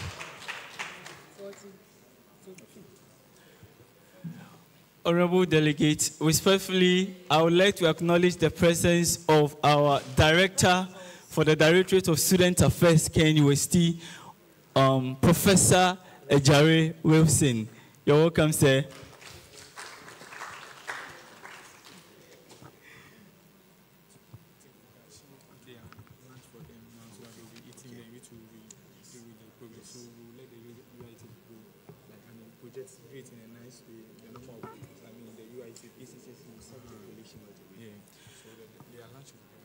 Yes. Honorable delegate, you have calmed yourself and stayed for quite some time.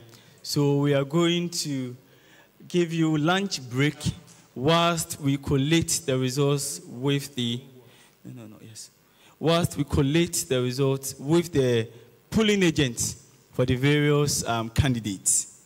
So you are excused to go on your lunch break whilst we start with the collation of the results. And then you will come back for the declaration. Where's my sheet?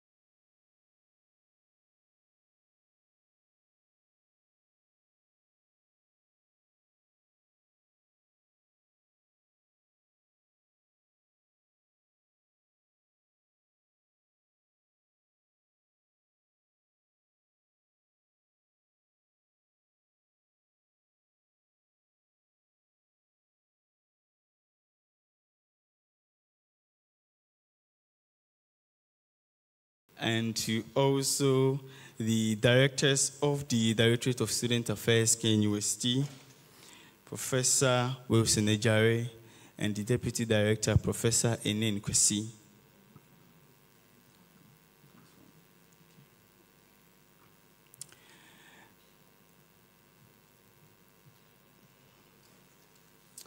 We would also like to thank the reps from the Institute who came to support this exercise.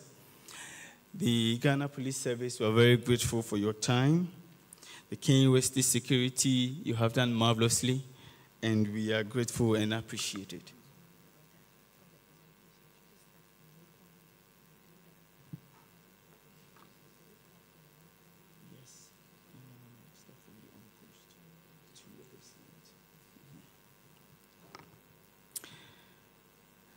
We would also like to thank the KNUST SRC Electoral Commission for their support as well, and to my electoral commissioners, both the National Electoral Commission of Dlsa and also the Sector Electoral Commission of Dlsa.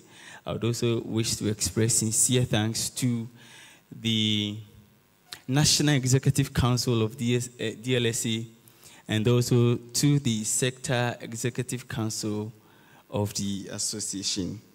Their unrelenting support was overwhelming, and we appreciate that a lot.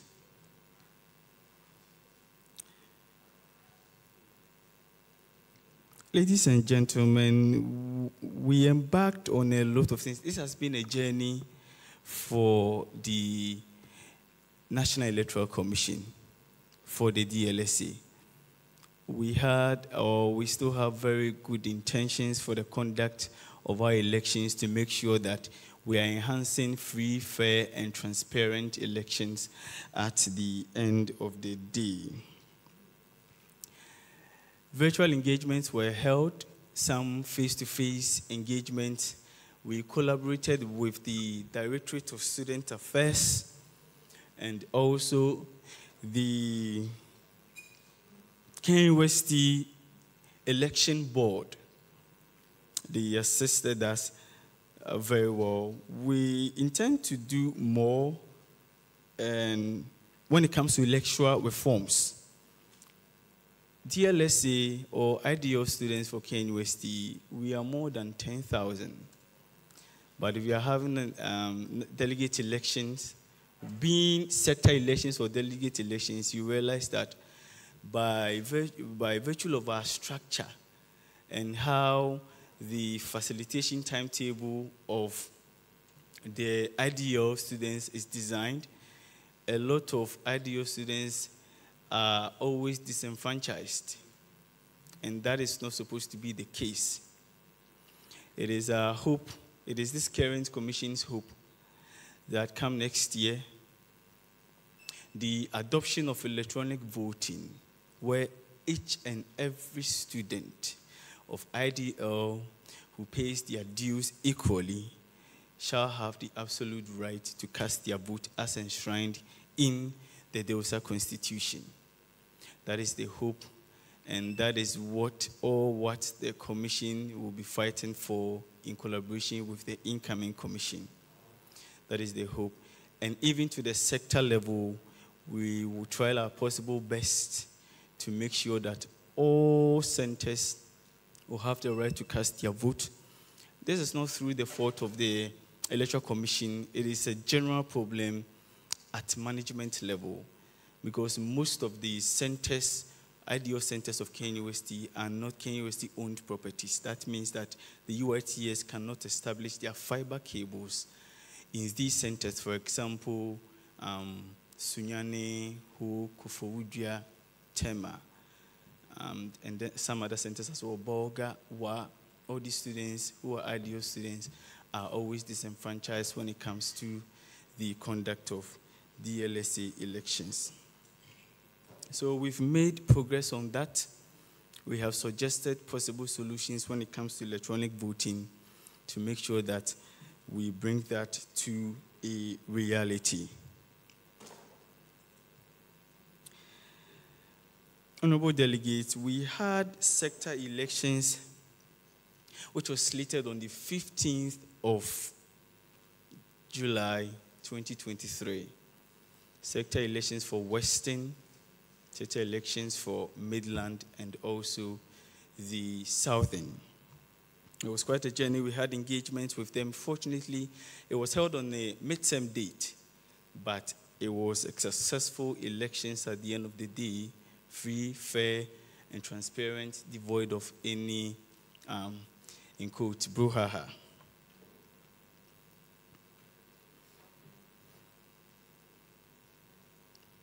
We also decided to slate the national delegate elections for today, which was on the 22nd of July 2023. You have all collaborated on that, and we really, really appreciate you.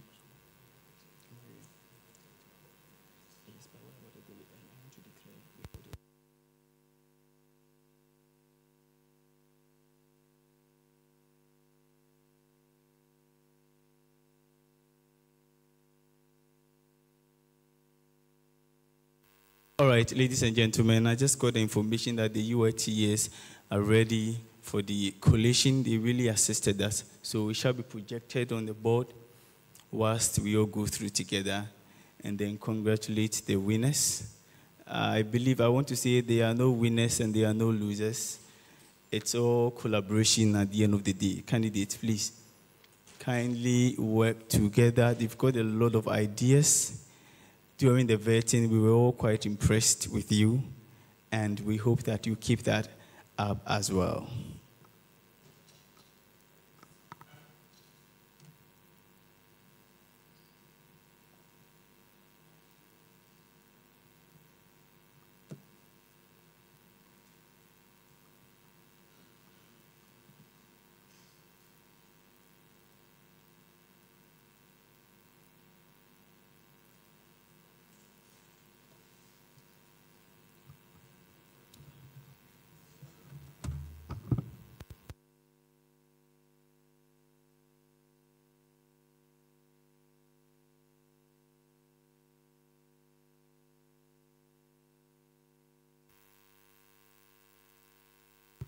But before we proceed, I've got the Speaker of the Senate, Dlsa, with us. I'm sure they were not part of the delegate election, so I can't say if they can really give the observations, their general observations with regards to the conduct of this election. Mr. Speaker, do you have anything to say? We also have the Midland Sector Vice President with us as well, and the Southern Sector Vice President. Question? Yes, Western Sector, I'm sorry. Your Excellency, Ms. Harriet, I'm so sorry. The Western Sector Vice President with us as well. Do you have any observations with regards to the conduct of this year's election?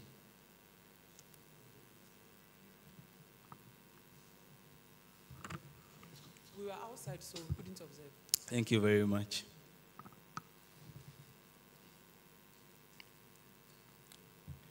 All right. Honorable delegates, the time is now, and so we are going to proceed with the declaration. And the commission is starting with the position of the National General Secretary, in the person of Honorable Christabel Asare. This is a simple majority vote, so we do not waste too much time talking about corresponding percentages, among other things. Ladies and gentlemen, Honorable Christabel Asare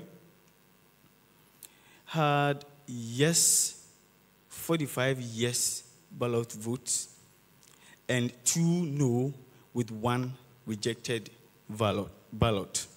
Overall, there was total vote cast was 48, and with 45 yeses, 2 noes, and 1 rejected ballot. as the chairman of the National Electoral Commission of Dlsa and the returning officer of the national elections for the Distance Learning Students Association for KN University, I hereby declare Honorable Christabel Asare as the National General Secretary-elect for Dlsa 2023-2024 academic year. Congratulations, Honorable. We move on to the next portfolio, the position of Financial Secretary, in the person of Mr. Michael Obin. Mr. Michael Obin had 40 yeses, 2 noes, with 4 rejected ballots. Mr. Michael Obin went unopposed. So therefore, as the chairman and the returning officer for the National Electoral Commission, Dlsa, I hereby declare Honorable Michael Obin as the National Financial Secretary-elect for the 2024-2023 academic year. We move on to the position of the Women's Commissioner. For the position of Women's Commissioner, we have Honorable Benedicta Addison, and she had 24 votes. And the next contestant was in the person of Honorable Aseda Aseye Aklasu, who had 21 votes. Ladies and gentlemen, as the chairperson and the returning officer for the National Electoral Commission, Dlsa, I hereby declare Honorable Benedicta Addison as the Women's Commissioner-elect National. We move on to the position for the National President.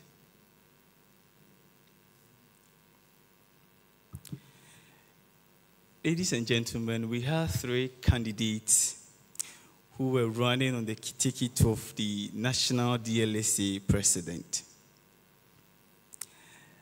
We'll be starting with the 3rd candidate on the ballot in the person of Honorable Bismarck Owusu, and he had 6 votes. We move on to the next candidate in the person of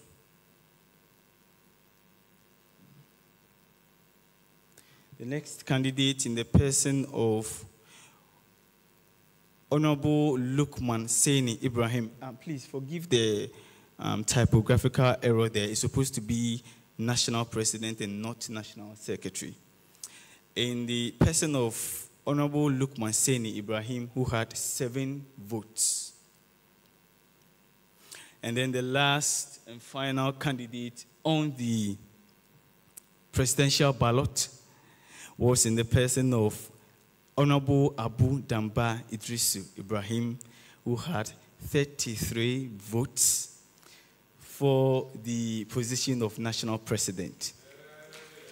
Ladies and gentlemen, as the chairperson and the chief returning officer of the National Electoral Commission, Dlsa KNUST, I hereby declare Honorable Abu Damba Idrisu Ibrahim as the National President-elect for the 2023-2024 national elections. Congratulations, Honorable Abu. Congratulations, Honorable Benedicta. Congratulations, Honorable Christabel, and congratulations, Honorable Michael. Congratulations to everybody. Congratulations to ourselves. Delegate, everybody, we are so grateful.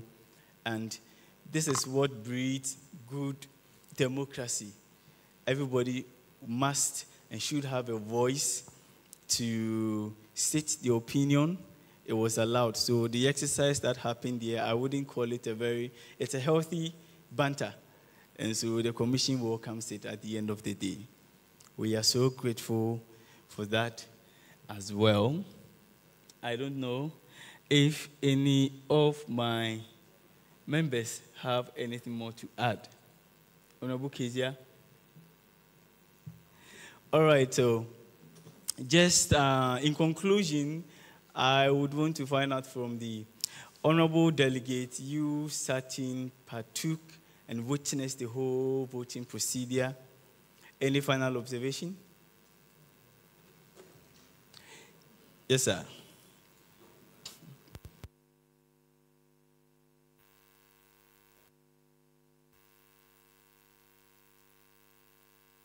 Yeah.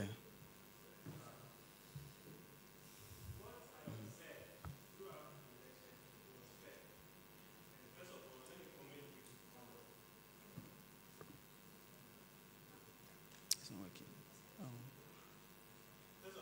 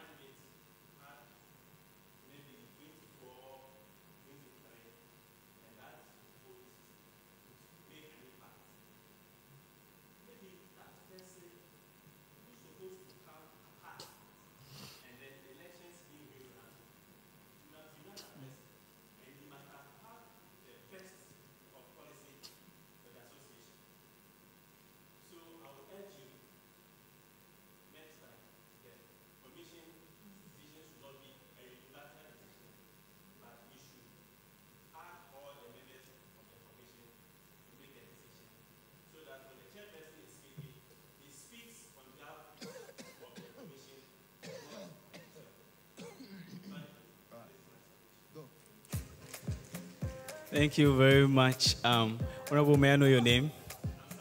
Yes, Salas. Thank you so much. I don't want to rebut this. It's an observation. So we will take it in good faith, except to say that the fact that we are relating personal pronouns to a decision that was taken by the Electoral Commission as being unilateral is something that I would disagree with.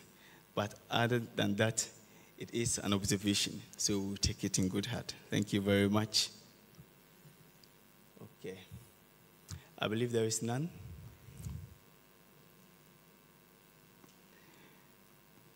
Nothing at all? Very well.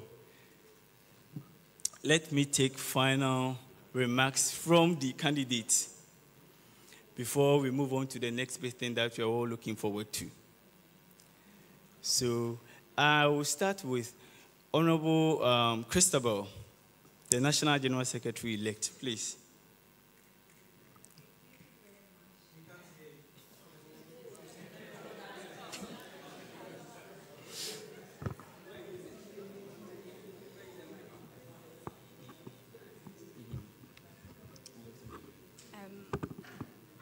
All I have to say is thank you very much for your votes and your support as well.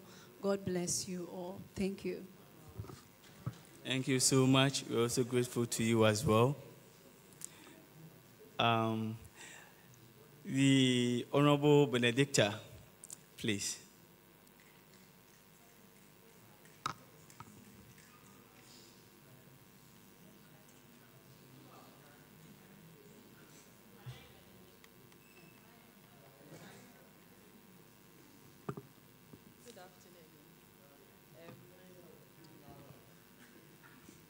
Good afternoon.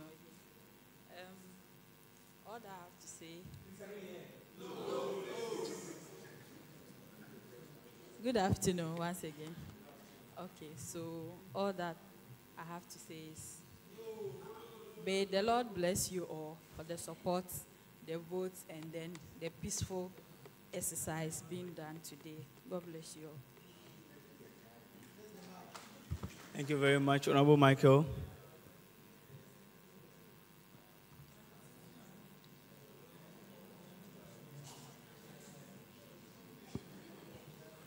I'd like to thank every delegate here today for putting your faith and trust in me. Can you hear me? Can you hear me? Oh, sorry. I'd like to thank the delegates today for putting your trust and faith in me. I'd like to thank you all very much.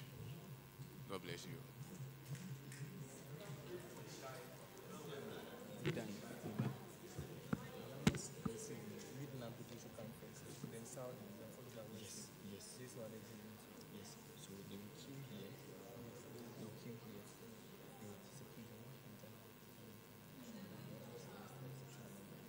Yes, sir.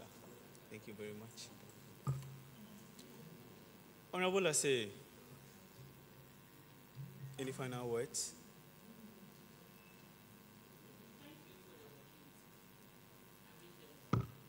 Okay, thank you. Yes.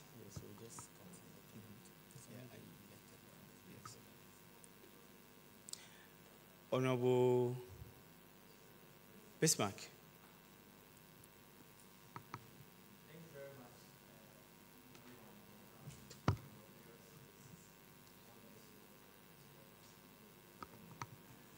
Okay. Mr. President-elect, let's just hear you.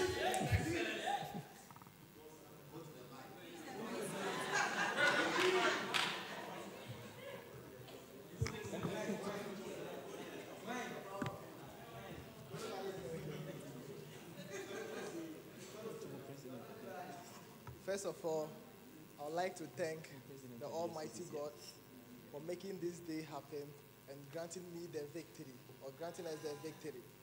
Secondly, to our dear delegates, I'll say thank you for coming in your numbers from various centers and campuses to elect me as your next president for this institution.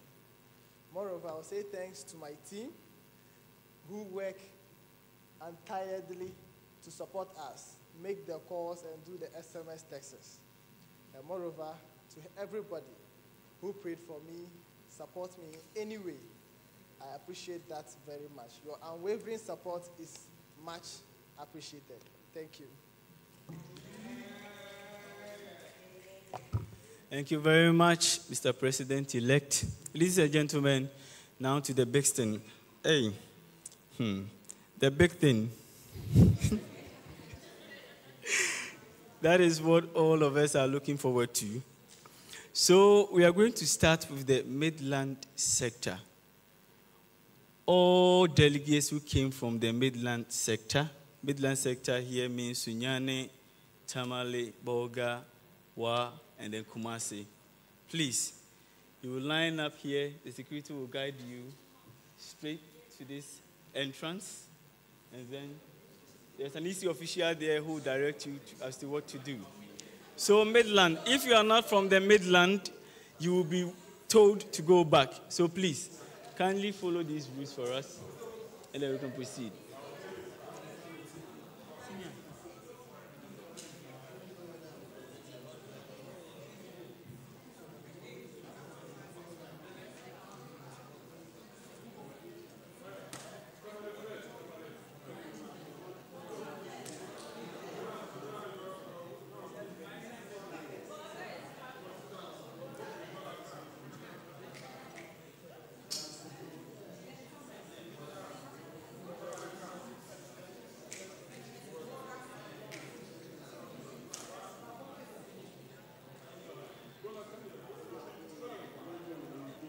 Let me just chip this in.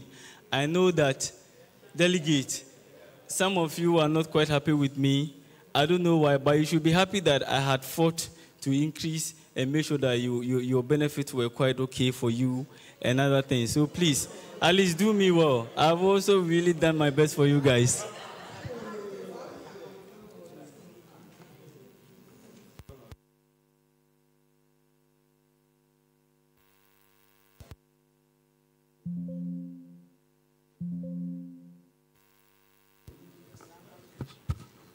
Yes.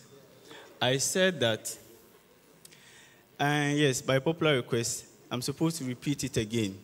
The Electoral Commission has tried its best to make sure that delegates were quite comfortable.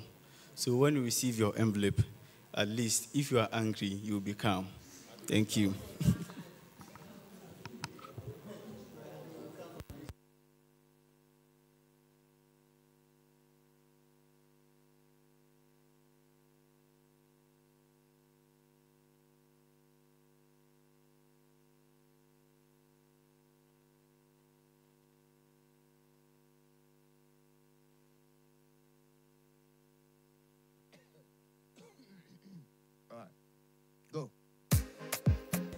Yes, please. The accounts team would like to also verify with your student ID card before they give you your package.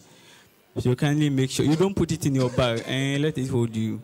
When you get to Tech Junction, then you put it in your bag. But now it's very important that you showcase it.